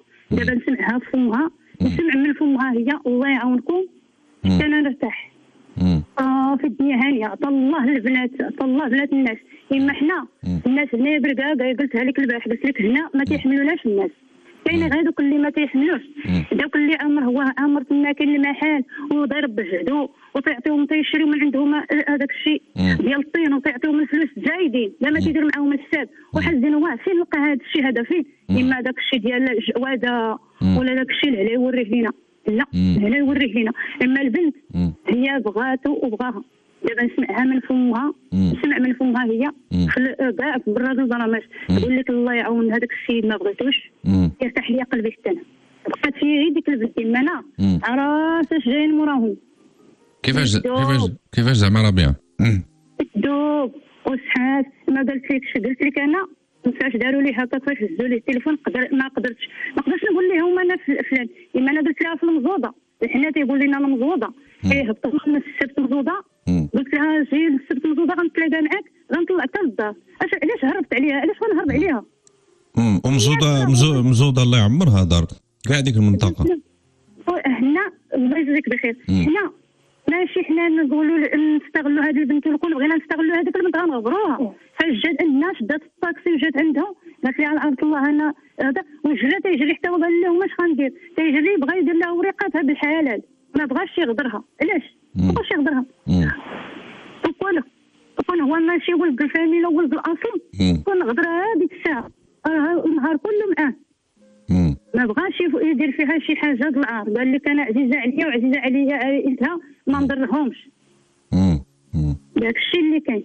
اما دابا ديال الشعواده وماشي مجوجه ومطلقه وهذاك الشيء قلت لك انا مشيت انا تزوجته انا اللي زوجته جلسات معايا عامين وبان فيها حتى هي ما مجادينش بيناتهم الاختلاف. وهو بعدا اصلا قال لك انا ما بغيتش الزواج انا بغيت الزواج ما تكفريش ليا ماما الزواج والله الا باني دارو هنايا. هو زعما واخا هكاك صغير ضابط في شغله قادر على راسو خدام في الطين وخدام هكا بدراعو داير الدار هنايا ومشى تما كنخرج بالمي خدام تما وعامر المحل ديالو تيشري من عند هذوك المالين عندنا هنايا تيشري من عندهم الطين وتيعطيهم الفلوس بالزيت. واه فين هذا الشيء هذا كاع ما لقينا حنا حتى وغا سولوهما لقاو راس الخيط وصافي ذبحوا وقالوا لي هذاك الشيء اللي في قلبهم. الدنيا هانيه بنتي راه هذيك سميتها هذيك اختها هاني دابا اللي حضرت معاك الدنيا هانيه الارض الدنيا راه واسعه كاع ما تجرحيني ما نجرحك. ما كلام حتى انت اللي قالوا عليها هذاك الشيء اللي قالوا عليها كثير ولكن ما بغيتش نجرحها هي ما نجرح الاسره ديالها. لا شوف لا ربيعه نعم قال لك رحم الله عبدا عرف قدر نفسه. انت يا لاله عارفه راسك شنو تتسواي وانت وليداتك وحتى هي عارفه راسها شنو فهمتي. ما غادي تجرحك ما تجرحيها الا كان ما كتبش الزواج شنو هو الرزق كتاب الله يجي هذا الرزق ويتلقاو الناس بالضحك وبهذا مرحبا. ما كتبش. انا نسولك لا ربيع علاه تشاركتوا معهم الطعام علاه تشاركتي معهم واش شفتيهم شافوك يعني راه مازال ما دار والو. داك الشيء علاش ما تعمريش راسك بشي حاجه بانه تجرحتي وكذلك حتى هي راه ما غاديش تحس براسها لا الانسان ما يحكمش على اللي تيقولوا البركاده. امتى مشى للحبس امتى طلق امتى قلت لك انا جوجته انا في 18 عام ما تقادش مع البنت جالسه عندي هنايا ولا قال لي ديري هكا ديري هكا ولا قالت لي هكا قال لك صافي. دابا هي انا نقول لك واحد القضيه ربيعه حسب ما فهمت من فوزيه حسب ما الهضره ديالها شنو قالت قالت لك هي واحد الوقيته فاش شفنا بنتنا بغات ولدك وحباتو وبغاتو قلنا نديروا الحلال ونديروا الطريق المستقيم ونمشيو في التعارف كيف كيديروا كاع الناس. وقالت لك فاش بغاو يجيو يعرفوكم ومن حقهم راه ما تعرفوكم من حقهم حتى انت من حقك تعرفيهم. راه شنو هو الزواج؟ هو راه الزوجه كتكون مسخنه كتافها بوالديها بخوتها وحتى انت فاش كتزوجي ولدك كتعرفي نسابك وتسخني كتافك بنسابك وبات عروستك امها شي تيجي عند شي في الافراح، في الاعياد، في كذا. هذه هي النسوبيه والمصاهره اللي تيكون فيها واحد التعارف وواحد، فهمتي اش بغيت نقول لك؟ اي انا فهمت. ما كيجيش الزواج بالتهريب بحال هربنا، هذا يهرب مع هذه ويمشيو، والديها ما عارفينش، والديه هو ما فاهمينش، ما تلاقاوش مع الاخرين. راه ماشي، ما الطريق ماشي هي هذيك، راه كل شيء متفق على هذا الشيء. هي شنو ضرها؟ قالت لك فاش بغينا نعرفوكم ما لقيناش اي الطريق اللي نشدوا باش نجيو نشوفوكم، بحال ما بغاوش حتى حد ما بغى صافي. هما يدخلهمش الشك، قالوا راه ما عرفناش. السيدة الله يجازيك بخير بلاتي، راه السيدة كاع ما تهرب لك هذيك، راه قلت لك ولا قلت لها يا انا عيب عليا نقول لها ما تجيش. انا قلت لها غنجي عندي، قولي غير المزوضه، ارتبطي من المزوضه، السوق ديال المزوضه نهبط عندك تنجيبك، غنجي تنجيبك، واخا خارجه شويه من السبت المزوضه غنهبط عندك تنجيبك ومرحبا بك عندي. قالت لك لا 140 غتركب 140 حتى السبت المزوضه وتجي. وراجليني تهضرت معاه البنت قالت لي على خالي دعا عمي دعا معنا وقلت لها واخا غندعا معكم. فاش هضرنا علاش حنا نهربوا، ياك في العيد الصغير فاش قلنا لها، هضرت مع عروستي نيت الاولانيه في الرباط، هضرت معاها قالت لها الله يجازيك بخير خالتي مع ديك نيت فوزيه، قالت لها غنجيو، راه البنت بغاو بيناتهم انت قادين بيناتهم، غنطلعوا غنجيو نمشيو نخطبوا. قالت لها لا ما بغيناش، لا ما بغيناش. وهي البنت انا في مخي انايا دابا اللي مرضني انا ولا راجلي، ديك البنت اللي قالت لك على الله ما تفرقونيش ما تخليونيش، اما انا الدنيا هانيه. عرفتي هذيك المشاكل ما خصناش. انا مريضه، انا مريضه تنشط غير الدواء ديال العصب، انا مريضه. لا ردي البال راسك الله ربيع، ردي البال راسك. راه والده الولاد والده البنات، راه عطيت البنت وعطيت الولد، تزوج الولد، وهذاك الاخر ما عطى فيه لا شيء، وعزيز عليا على حقاش عزيز عليا قاد على راسو. ايوا راه ولدك هذاك راه ماشي ولا لا يقول لك الماء قاد بها، قال لك هو هز راسو وكلشي الناس حاسدينه هنايا، وراه كان خدام هنايا في المزوضه وناضوا ليه البرداقه عيا وخراج مشى تما، وتبعوه ثاني لقاو هذوك اللي خارجين من هنايا. راه ما بغيتش نشرحهم، هذوك اللي خارجين اللي قال لهم هذاك الكلام راه حتى هما عندهم قصتهم كثير من قصتنا، ولكن الانسان تيحتفظ تيقول لك استر ما استر الله، اللهم تستر باش تستر حتى انت. ما عرفتش الزمن هذا. هو شوف الله ربيعه. نعم. راه قال لك كلت خيرا فيها خيرا. وقال لك عسى ان تكرهوا شيئا وهو خير لكم. راه يقدر واحد الحاجه تغيرتي منها ما شدتش وما عجبكش الحال، راه يقدر الله دار فيها شي خير. داكشي اللي كاين. واش كاينه ولا ما كايناش؟ هادشي راه كاين. ويقدر ثاني واحد الحاجه تبغيها ولكن فيها شي حاجه ماشي هي هذيك. ما شوف الله تعالى اش كيدير، الا ما كتبش هذا الشيء راه يقدر يكون من الخير. راه قال لك اي حاجه كتخرج من الخيمه مايله، راك عرفت اش يقولوا الناس، من الخيمه خارج مايل. الزواج كيجي بالضحك وبالنشاط وبالمحبه وبالتفاهم. نقول لك واحد القضيه ربيعه، شتي نقول لك، نفرضوا دابا ولدك غيتزوج هاد البنت، غنفرضوا في وسط هاد الغيار هذا وسط هاد المشاكل، راه هاد الشيء هذا راه من هنا لقدام كيعطيك غير مشاكل اخرى. راه يقدر يدوزوا عام عامين يولدوا ولد ولا بنيه، شتي يتهرس غا كاس في الكوزينه غيبقاو يجبدوا هاد الهضره هادي، ياك انت اللي كنتي بغيتيني، ياك انت اللي كنتي هاربه، ياك انا اللي كنت مهربك، واصلا ما كانوش كاع باغي، وتقول ليه هي راه والدي كاع ما كانوش باغينك في الاول وتنوض. واش فهمتي اش بغيت نقول لك؟ اي انا فهمت. كيولي هذا الشيء غير معيار من هنا لقدام. اللهم الا ما كانش الرزق، اللهم ما تعرف الخير فين كاين. الاحترام ويبقى الاحترام، ما نعايرهم ما يعايروني، وارض الله واسعه. كيف مزوضه كيف قلميم كيف بني ملال كيف طنجه، بلاد وحده هذه وكلنا ولاد 9 شهور عادي. فهمتي؟ اي وراه هذا حنا اللي تهضروا معنا قالوا لنا راه هما اصلهم بني ملال، راه جاو غير ساكنين عند نسيبهم عادي. ما عندناش ما عندنا ارض الله واسعه، اللي بغى يسكن في شي بلاد يمشي يسكن فيه. اش نتوما تشدوا النساب، تشدوا الناس النساب اللي لاباس عليهم، انتم شادين اللحفه.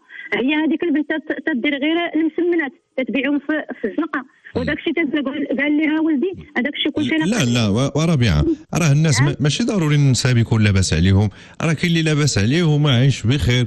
راه الاخلاق كاين اللي راه الاخلاق هي كل شيء. الاخلاق الانسان يكون الله يعمرها دار ونتفاهموا ونكونوا في تفاهم، راه التفاهم هو كل شيء. هذاك الشيء اللي حنا بغينا. غير شتو تنقول ليه الزواج تيقول لك انا رافضه. عمرني ما تجدي لي امي الزواج، انا ما باغياش الزواج.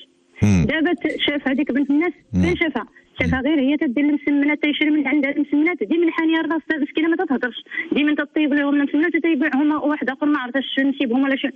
قال لك راه ديك البنت مراقبها امي الله يعمرها دار غتصح ليا. ايوا الا ما كتبش الرزق راه دابا حنا درنا المحاوله ما قدرتش نجرحها هي. لا خص العيب ما يكونش ولا ربيعه. حتى داكشي اللي ما بغيتش حيت العيب ما خصوش يكون، ما خصش يخرج العيب لا من عندكم لا من عندها. الناس يبقاو ولاد الاصل. علاش؟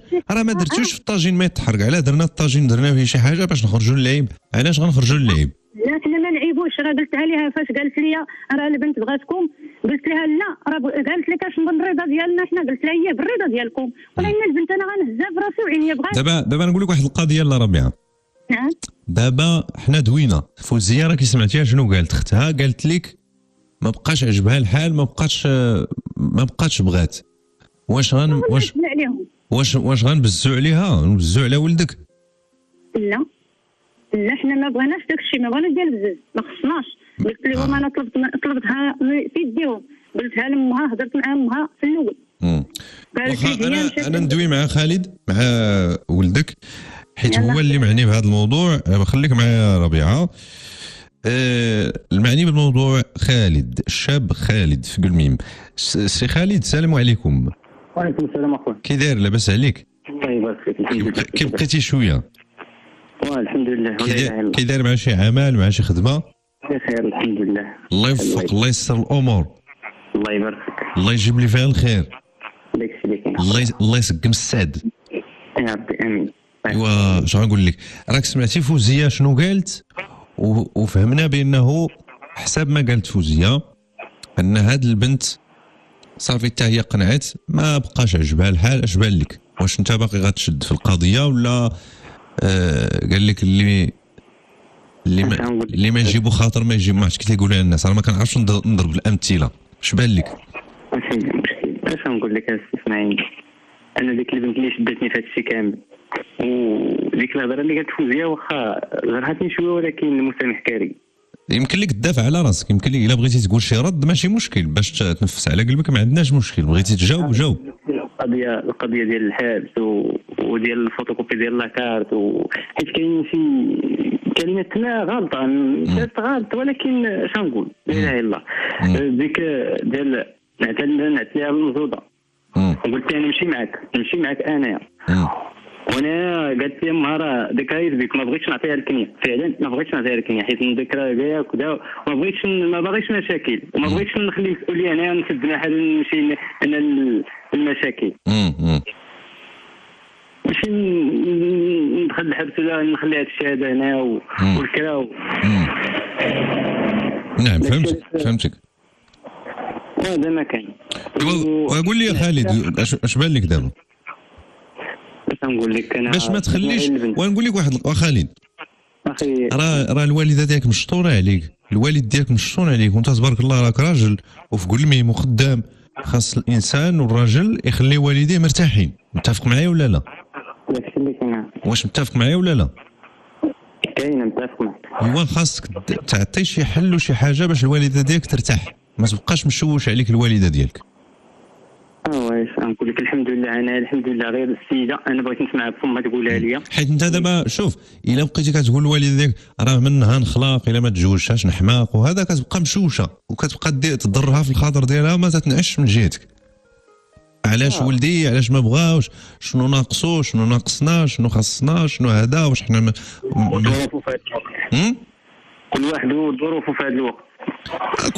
شوف كل واحد وظروفه، كل واحد راه الله تعالى راه خلق الناس كلهم من اتجاه. ايوا اللي تفاهم مع شي راه كيديروا الحلال. احنا مالنا دابا علاش هذا الشيء بدا بحال ما هكا؟ سيدي انا كنتبع غير السيده، غير البنت اللي كنتبع. ولكن نقول لك واحد القضيه خالد خويا، نقول لك واحد القضيه، الله يجازيك بخير. مرحبا. نسولك واحد السؤال، واش الحب كافي من اجل الزواج؟ هذا السؤال. ياك انت تبارك الله راك في قول ميم دابا نسولك، واش الحب كافي بوحدو باش نديروا الزواج؟ لا. ها؟ لا ماشي غنفترضوا راك كتحبها بزاف وحتى هي كتحبك ولا هذا، واش هذا كافي باش ديروا واحد الحاجه سميتها الزواج اللي الله تعالى تيوصي عليه بزاف وتوصي عليه سيدنا النبي، الموده والرحمه والزواج مسؤوليه وكذا، وراك شتي المحاكم وشتي الطلاق وشتي الاسره وشتي النفقه وشتي وللاسف الطلاق اللي كانت اختي فوزيه قالت لك الطلاق، انا قلتها للبنت في راسها. انا عادي ماشي مشكل. الشيء اللي عندي قلتها للبنت، حيت هما اصلا في الاول قالوا واخا ان شاء الله، في الاخر ما بغاوش صافي. واش بيني وبينك واش هذا الشيء كافي باش يكون زواج؟ يكون غير هذا الحب هذا وتغير امها وتغير خوتها؟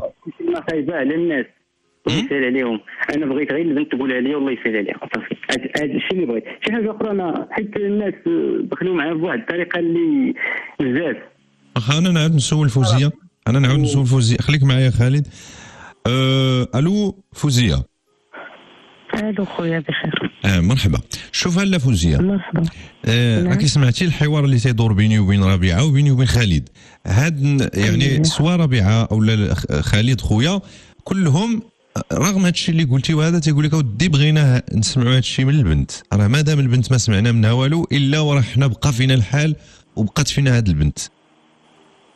واش اول شيء بعدا اول شيء المهم تراه قلتي المفيد، قلتي الخلاصه. انا قلت داكشي اللي عندي، الاخت ربيعه قالت داكشي اللي عندها والبنا خالد قال داكشي اللي عنده حتى هويا. وقلتي واحد الحاجه، ان احنا دابا ما درنا في الطاجين يتحرق الحمد لله ياك. وشوف احنا كنقولوها عرفنا عليكم وانتم عاوتاني سمعتيها كتقولها هكا وهكا. يعني شوف هادشي كاين دابا فما بالك من بعد. انا عاد راهم والله يسامح اللي قال شي حاجه الله يسامحه. انا ما غاديش ندخل معها في الحيثيات، ربما غنخلي مجال للناس اللي يسمعوا الحوار ديالنا، راه غيكونوا ناس كيعرفونا وغيكونوا ناس كيعرفوهم هما وكذلك. نتمنى اللي يتدخل بالحق. انا اللي غنقول لك غتسول دابا الاخ خالد واش انا براسي دوزت ليه اختي، حيت هضرت معاه قلت لها ودي فلان هادشي اللي سميتو راه ما تما والو صافي، ما كنتي باقي تعول علينا ولا نعولوا عليك. قال لي كنطلب منك غير واحد الحاجه، دوزيها ليا نهضر معاها هي وتكون اخر، حيت انا قلت لي صافي ما باقيش تواصل معايا.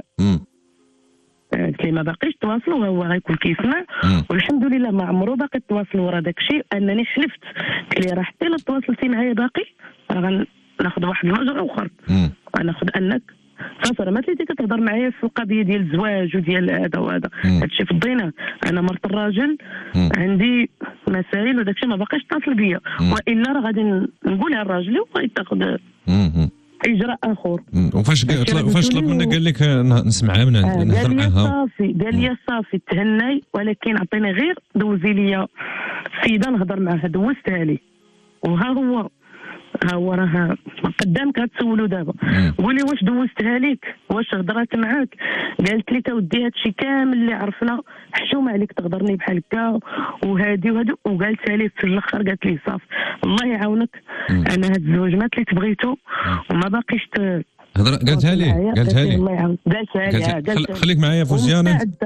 قالتها لي سولو مستعده اش ومستعده بغيتو دابا نديماري طوموبيلتي نمشي عندهم للدار وندوزها لكم مباشره تسمعوها، يسمعها كل شيء، تسمع الوالده ديالو ويسمعها هو ويسمعوها المستمعين. اما هو راه قالتها لي وهو سولو. خليك معايا في الخط. انا نسولو خليك معايا في الخط فوزي. خالد. السلام اخويا. هي قالت لك بانه هذه القضيه اللي بغيتي تسمع راك سمعتيها. انا قالت لك سولو، انا سولتك ياك سمعتيها. بغات تهضر، بغات تقول لي داكشي اللي كاين، ولكن السيده مع ديك الساعه كتهضر فوزيه وكيهضروا الدراري الصغار ما سمعت والو. نسمعها هي تقولها من فمها الله يجزيك. واخا خليك معايا. شوف سيف الدين، مع فوزيه الا كانت شي امكانيه بلا ما ديماري طونوبيل ديالها عندها غير شي نمره ولا هذا، نعيطوا لختها وتعطينا شي سميه ولا هذا، تقول غير جوج كلمات باش نعم خالد تفضل. قلتي بانه ما سمعتيهاش مزيان، كانت بحال بغيت تقول كانت واقفه عليها زعما ياك. الناس فهموني غلط بزاف وانا مسامحه كل شيء، ماشي مشكل الدنيا هانيه الحمد لله كاين الله تعالى. وشحال من واحد زاد عليا الهضره وهضرت الناس راه عرفتيها، المجتمع عرف شنو المهم بنادم كيزيد الهضره وزيد زيد زيد ماشي وهادشي كامل اللي قالت الاخت فوزيه ما حاجه وحده اللي فيها عندها ديال لاكارت. لاكارت ما بغيتش نعطيها كنيتي حيت بيناتنا قالت لي الوالده ديالها راه درت ديك الشيء، ما بغيتش نعطيها كنيتي، قلت لها دور، قلت لها نمشي معاك. شوف نقول لك واحد القضيه خالد، نمشي انا وياك وراجلك. واخا خالد شوف نقول لك واحد المساله، انا ديرني بحال خوك تهضر معاك، ما عمرك تسوق الكلام ديال الناس. شوف انت شنو تتسوى مع راسك، ودير انت داك الشيء اللي مسلكك مع راسك، وتكون واثق من راسك، وقال لك واثق الخطوات يمشي ملكها، فهمتي؟ ما غاديش تسوق الكلام ديال الناس ولا اش بغاو يقولوا الناس، ولا لان الناس راه ما غينفعوك بوالو في داك الشيء اللي كتدخل فيه انت، داك الشيء اللي غادي دير انت. القضيه ديال الحبس كاين خصها تسول على الدوسي ديالي، تشوف شحال واش داخل الحبس واش كذا، تمشي تسول القانون، ماشي تسول الناس. الناس راه كاين اللي ما كيحملكش، كاين اللي كلشي الحمد لله، يعني اي واحد يقدر يقول اي حاجه. كاين اللي غيزيد، كاين اللي غيقول داك الشيء اللي كاين. وعندها لاكارت ديالي دابا، عندها فوتوكوبي ديالي، خصها تسول عليا في القانون ماشي تسول الناس.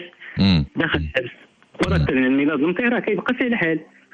واش كان جداد. واخا انا نسوق واحد السؤال خالد، دابا واحد القضيه، دابا انا ندوي معاك زعما صريح. انا كنحاول غير باش نوضح ونهدر الوقت وكل واحد يعرف راسو فين، وتكون الامور بالحوار وبالهدوء بلا صداع بلا والو. انا نسوق واحد السؤال اخويا، نفترضوا اخت فوزيه ما سمعتيش منها هذا الكلام، دابا راه فوزيه اختها الكبيره وراه نابت عليها ودوات، وهي اللي اختها هذه راه ماشي صاحبتها ولا جارتها ولا راه اختها، كتعرف شنو هي اختها راه بحال امها بحال كل شيء. نفترضوا كاع اسيدي هاد اختها ما دواتش، ما قالتش هاد القضيه ديال، ما قالتش راه ما بقيتش بغيتك ولا هذا، شنو غتبقى دايرهم في بالك؟ صافي الا ما بغاوش هما، هي الا بغات ولا ما بغاتش راه ما كاينش التفاهم، ما كاينش التوافق. على حسب البنت. يعني انت باقي عندك ديك الفكره ديال بالناقص من عائلتها، تبغي ولا ما تبغيش يشربوا البحر، بغاو ولا ما بغاوش يشربوا البحر، انا بغيتها هي نهزها نديها نهرب بها، ياك هذه هي الفكره اللي كاينه. درت محاوله مع عائلتها، مع امها، مع استغفر الله، مع نسيبها، وما جاب الله. شو البنت باقيه درتها، ولكن الساعه ما كنهضرش معها ما والو، ولكن خلت واحد المهم ما قلتش لي انا الا صافي الله يسهل عليك، ما قالتهاش لي، حيت ملي بغات تهضر فوزيه كتهضر كيهضروا، وهي السيده قالت لي ما باقاش تصوني عليا، انا ما باغيش مشاكل وعندي مسؤوليه هنايا وانا غير بوحدي هنايا وانا نقطع. هادشي اللي كاين، شي حاجه اخرى ما كايناش. وبيني خالد بيني وبينك، يعني بغض النظر على بغيتيها ولا هذا، واش بيني وبينك واش الزواج كيجي بحال ما هكا، كيبدا بحال ما هكا؟ الزواج واش كيبدا بحال هكا بالصداع وبالمشاكل؟ لا لا، ولكن اش نقول لك، هذا الوقت كلشي ممكن، ولكن الله اعلم. كيفاش هذا الوقت كلشي ممكن؟ يعني المشاكل فعلا بداو من الاول، ما غاديش. المهم انا خصني نسمع غير البنت تقول لي الله يسهل عليك باش نحيدها من بالي ونحيد كلشي هاد المشاكل من بالي، صافي شنو اللي بغيت.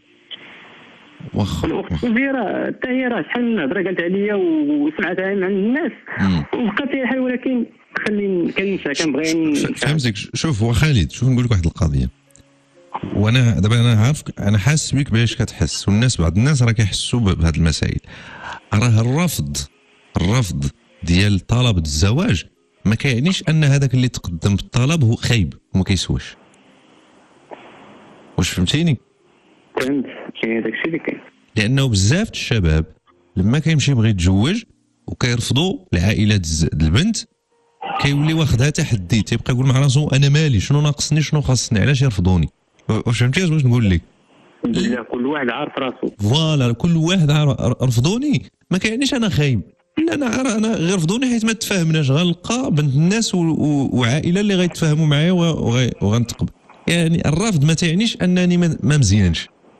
بحال هذاك اللي بحال الناس ديال الكره لما كتخسر هذه الفرقه ديك الفرقه ما كتقبلش الخساره، تيقول لك حيت كاينه مؤامره، حيت لا خصنا نتقبلوا بعضياتنا. ما بغاونيش صافي، حتى انا ما بغيتهمش عادي. فين كاين المشكل؟ داكشي اللي كاين اخي اسماعيل، ولكن راه البنت كتبغيني ما نقدرش داك الوعد اللي عطيتها وعطاتها ما نقدرش نبقى. ايوا هذا راه كيدخل في اطار الحب الممنوع، الحب المستحيل، الحب اللي فيه المشاكل، ما تيديش لواحد النتيجه مزيانه. ودائما هذا الحب هذا اللي ما فيش، اللي ما غاديناش للحلال وما غاديناش السعداء ونكونوا اسره بالناقص منه، تيسكنوا غير الشيطان. واش فهمتيني ولا لا؟ هذاك الحب اللي ما فيش، اللي ما كيديش للحلال وما كيديش للتفاهم، كيسكن فيه الشيطان وتيعطيك غير مشاكل، غير المشاكل والصداع، والانسان ما تيبقاش مقابل خدمته، ما تيبقاش مقابل مستقبله، تيولي غاف نزل وهبط طلع الصداع الروينه. حنا مالنا على هذه الحاله وغادي تصدع قول ميم ومزوضه وهنا وليه طلع، لا حنا مالنا بالنقص من هذا الحب هذا اللي ما يمشيش مزيان. الحب هو شنو؟ الحب هو اللي يكون على سنة الله ورسوله، وتكون فيه الفاتحة ويكون فيه الطلبة ويكون فيه الفرح والتقاليد والعادات، وأم العريسة فرحانة وباها فرحان تيقول لها الله يرضي عليك بنتي، ومسخنة كتافها بوالديها وبخوتها. واش فهمتي اش بغيت نقول لك؟ وانت وكذلك الوالده ديالك فرحانه ووالديك ومسخنينك والامور مزيانه. الا ما كانش بحال ما هكا علاش حنا غنطيحوا في واحد المشكل اللي فيه الغيار والصداع والحساد وكلام الناس وقالوا هنا لا. لانه شنو الزواج راه ماشي غير حب كيدوز غير واحد اللحظه ونعيشوا اللحظه، لا راه فيه الاولاد، فيه النسوبيه، فيه مشاكل اخرى ما تجي مع القدام، فيه المراه الا غضبات راه المراه تتغضب فين غتمشي؟ غتمشي عند اختها وعند امها، وإلا غضبات ومشات غتقول لها راه انت اللي بغيتيه النهار الاول، هزي ولادك وسيري عنده وهذا الشيء لا. واش نشوف الوالده ديالك واش متفقه معايا على هذه الهضره؟ لا ربيعه السلام عليكم. واش متفقه معايا ولا لا في الهضره ديالي؟ متفقه معاك كلشي داكشي اللي كاين. حنا دابا اللي تنطلبوا منك واحد الكلمه صغيره اللي هي نسمعوها غير هي من فمها، دارت لنا العار، حنا ما قدرناش نفوتوا داك العار يخرج في العلم، هذاك كلام الناس خليهم منهم الله سبحانه وتعالى. واخا خليك معايا ربيعه نشوف فوزيه واش عندها شي ملاحظه في هذا الاتجاه. فوزيه الو فوزيه. الو السلام عليكم. سلامة فوزيه تفضلي. انا كنسمع. اش بالك في الكلام اللي دار بيني وبين خالد؟ المهم كلشي تقال دابا، كلشي ولا واضح. انا اللي بغيت نقول من هذا المنبر هذا لربيعه وولدنا خالد، الزواج راه نصيب ومكتاب من فوق كل شيء. مهما وقع هذا الشيء وهذا راه في الاخير راه زواج نصيب ومكتاب. حنا راه غير كنديروا السبب، حنا المعطيات اللي عندنا هذا الزواج ما ماشي مزيان مفهوم هذا. لا فهمت هذه القضيه، ولكن دابا ربيعه وخالد مازال تيقول هذا الشيء قدامنا، تقول لك حنا ما سمعناهاش، ما بغينا غير كلمه من عندها، تقول لك اودي راه الله يعاوننا وعنكم ما كتبش.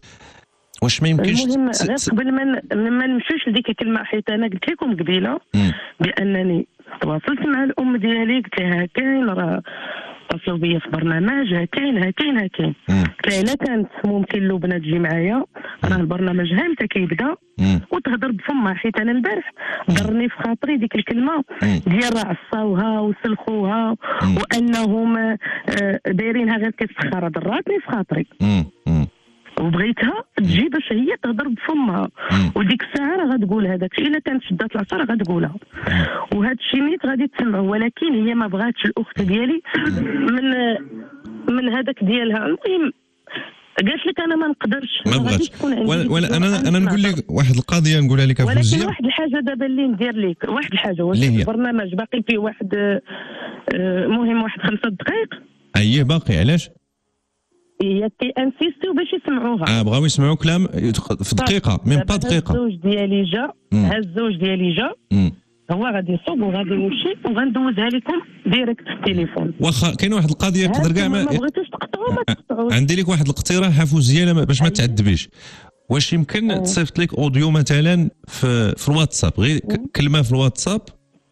بلاتي ها انت دابا عندي تليفون اخر وعندي امكانيه باش نتصل بهم الا جاوبوني وغندير مال ليبر وغتسمعوا صافي. هذا حل واخا مزيان واخا مزيان. خليك معايا في الخط، خليك في الخط فوزيه، عيب شويه عليك، خليك في الخط. غادي وتسمح لنا فوزيه لانه ربيعه وولدها مازال بغاو يسمعوا هذه الكلمه هذه. حنا غنرتبوا هذه القضيه مع سيف الدين، يا اما بشي رساله صوتيه بلا ما تنقل عندها ونسمعوها جميع في المباشر، تقول غير كلام السلام عليكم اودي راه ما بقيتش بغيت وهذا الله يتعاون الله يعاونكم والله شي حاجه بحال ما هكا بادب وهذا، باش لا ربيعه تبرد في قلبها وما يبقاش فيها الحال، لان عندها ديك العاطفه ديال ديك البنت مسكينه بقات فيا رمات لي العار. وكذلك خالد هنا غيسمعها امامنا كاملين وحنا شاهدين كاملين على هذا الشيء، باش كل واحد الله يسر له الامور. تلاقينا تفاهموا ما تفاهمناش كل كيشد الطريق ديالو وندعوا مع بعضياتنا. الله يوفق الله يسقم السعاده هنا ولهيه من جهتين، وما نديوش الغيار والهضره والتشنجات المجانيه. نعود بعد هذه الاستراحه ونشوفوا مع الاخت فوزيه. بقوا معنا على راديو اصوات وبرنامج بقلب مفتوح مع اسماعيل.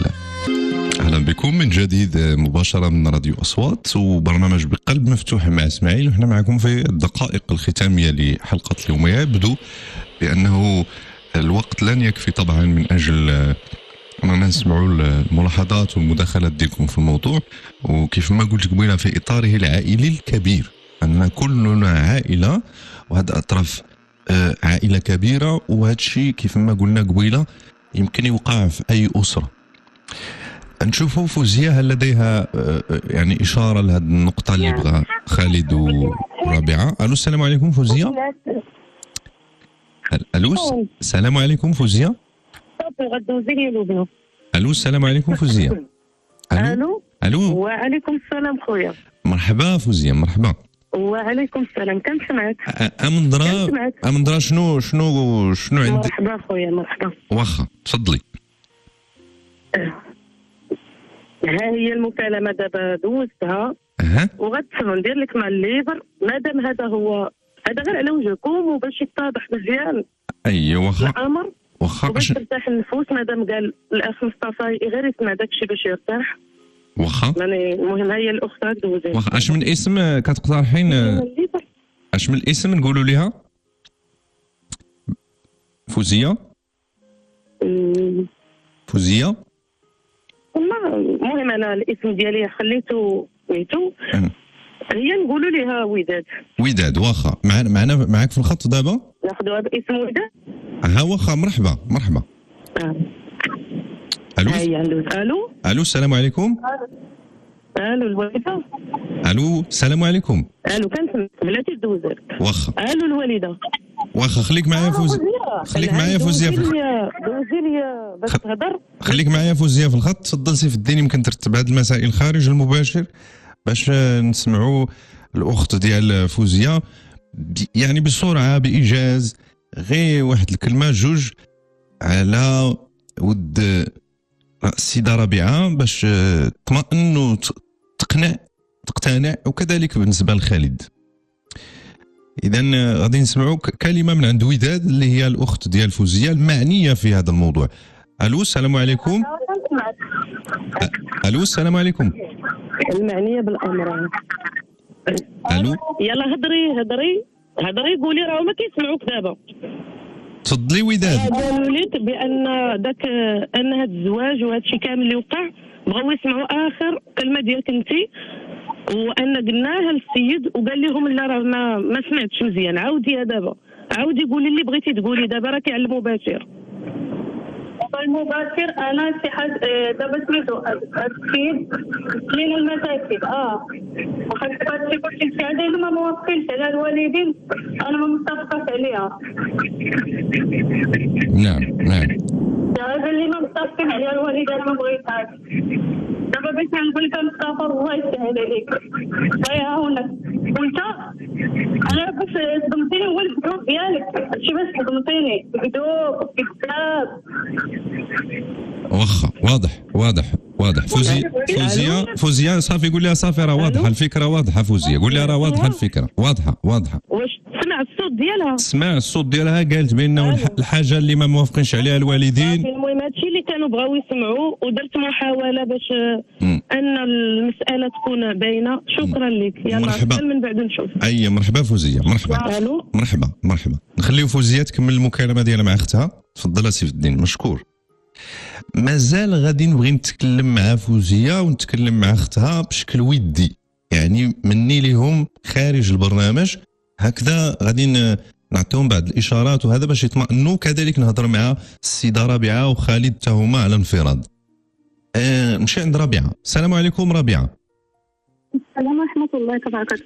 سمعتيها ياك؟ سمعتيها دابا راه قدامنا وسمعتيها انت وسمعها خالد وكل شيء سمع على ودني. قالت لك لا الحاجه اللي ما موافقينش عليها وما راضينش عليها الوالدين بالنقص منها وولدك قالت لك راه ما بقيتش بغيتو لانه كذب وهذا يعني صافي راه ما بقاتش بغات. راه سمعتيها بودنك. الله يسهل عليها الله يسهل عليها صافي. دابا ارتحيتي شويه في القلب ديالك لا ربيعه؟ ارتحت. قنعتي صافي سمعنا الله يجعل البركه. ايوا شوف لا ربيعه.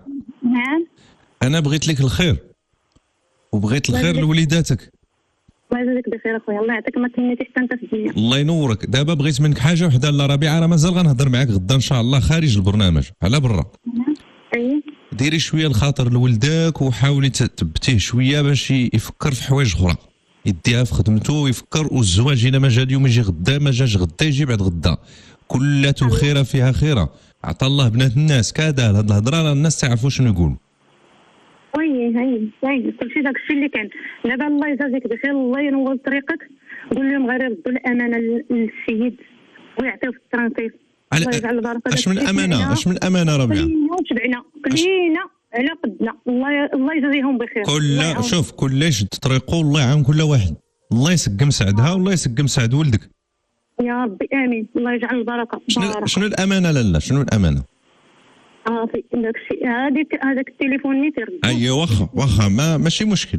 صافي كيف ما سرقوا هذاك التليفون غيسرقوا قلبه. سرق قلبه وقال لك راه الشعوذه. هذاك الدري راه نيه والصلاه ومداير مع راسه. راه ما ربيعه.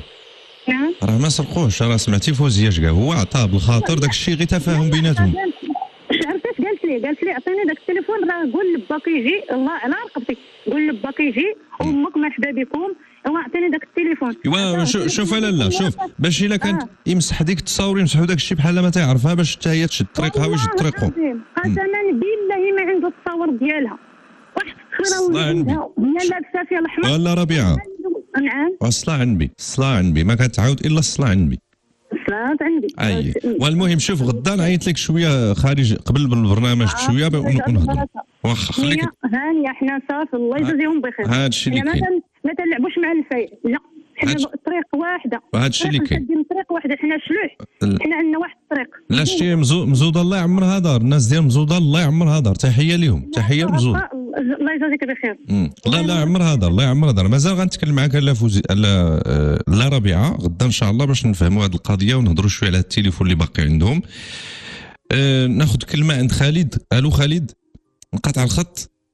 تفضل سيف الدين عافاك باش نختموا. وبالنسبه للاراء ديالكم الله يجازيكم بخير. سمحوا لينا راه مبرمجين انه اليوم نسمعوا الاراء والمداخلات لكن الوقت ما سعفناش ولم تكن هناك واحد المتسع الوقت والشرح ديال فوزيه الموضوع خدا شويه التفاصيل معليش. لكن غدا ان شاء الله كنرحب بكم باش كل واحد يعطينا الرأي ديالو. سواء الشابه الا كانت في بلاصه هاد البنت اللي سمعنا، الام الا كنتي بحال الام شنو تقولي، الراجل الاب شنو يدير هنا، الدري كذا، يعني هادشي كيلمس الاسره ككل. خالد السلام عليكم. وعليكم السلام ورحمه الله. سمعتي؟ راه سمعنا وسمعتي. قلت لك الله يجعل البركه. شوف الحاجه اللي ما فيهاش طابع د الوالدين، عرفتي الطابع د الوالدين قالت لك ما الله يرحم الوالدين. شوف الحاجه اللي ما طبعوهاش الوالدين قالت لك راه ما كتخدمش، ما مزيانش. داكشي اللي كاين. اش بان لك؟ الله يسهل عليها. انت الله يسهل عليك. يا ربي امين. الله يجيب لك التيسير. الله قول امين راه ما تعرف الدعوات الخير متى كتشد. يا ربي امين. الله يجيب لك، شوف الله يجيب لك التيسير. هذا ما كاين. والله الله يسقم لك المسار ديالك في الزواج ان شاء الله، يجيب لك شي بنت الناس اللي تفرح بها وتفرح بك. يا ربي امين. وحاليا ننصحك بنصيحه وحده. مرحبا. ديها في خدمتك، تهلا في العمل ديالك شويه وركز عليه، وحاول نسى هذا الموضوع الزواج حتى وكان ترتاح.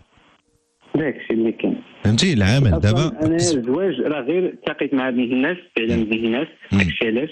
هو ما كتبش شوف خالد، ولكن عسى ان تحبوا شيئا وهو الارزاق د الله. وريح الوالده مره دوي مع الوالده، ما تخليهاش مشطونه، ما تقولش ليها دات لي عقلي وغنتسطا وهذا. راه الوالدين مساكن الهشاش شويه كيبقاو مشطونين. داكشي اللي كاين. لا منين سمعتها من فمها الله يسهل عليها، سمعتها من فمها من ديما كيف الله يجعل البركه. واضح. نسمع عندها هي. سمعتيها وسمعناها كاملين. خليك معايا خالد، مازال غادي نتكلم معاك ان شاء الله باش نزيد نطلع شويه المعنويات ديالك. خالد بحاجه باش نرفعوا من المعنويات ديالو باش يركز في العمل ديالو وتمشي الامور بخير. ايضا فوزيه غادي نتكلم معها من اجل راحه العائله وما تراباس. هذا الشيء تجربه والحمد لله راه خرجت بهذه الطريقه هذه، راه ما فيهاش سميتو. رابعه حتى هي خصها تهدن من هذه الجهه. وكان نشكر الناس اللي كيردوا البال لوليداتهم، الناس اللي كيحضنوا بناتهم وتيرسموا لهم مستقبلهم وتيساندوهم وتيأزروهم. هذا مثال حي عشناه من قلميم. غدا ان شاء الله راه بغينا نسمعوا الاراء ديالكم وشنو بان لكم في الموضوع ككل، وسأشعب وافرع الكثير من التساؤلات في القضيه. فكونوا معنا غدا ان شاء الله تمام الساعه 9، وغنرحبوا باتصالاتكم الهاتفيه ومشاركاتكم ايضا في صفحه برنامج بقلب مفتوح بفيسبوك. يحييكم سيف الدين بلغيتي في غرفه الاخراج، اسماعيل الاروي في تقديم وتنشيط الحلقه. تصبحون على خير والى اللقاء.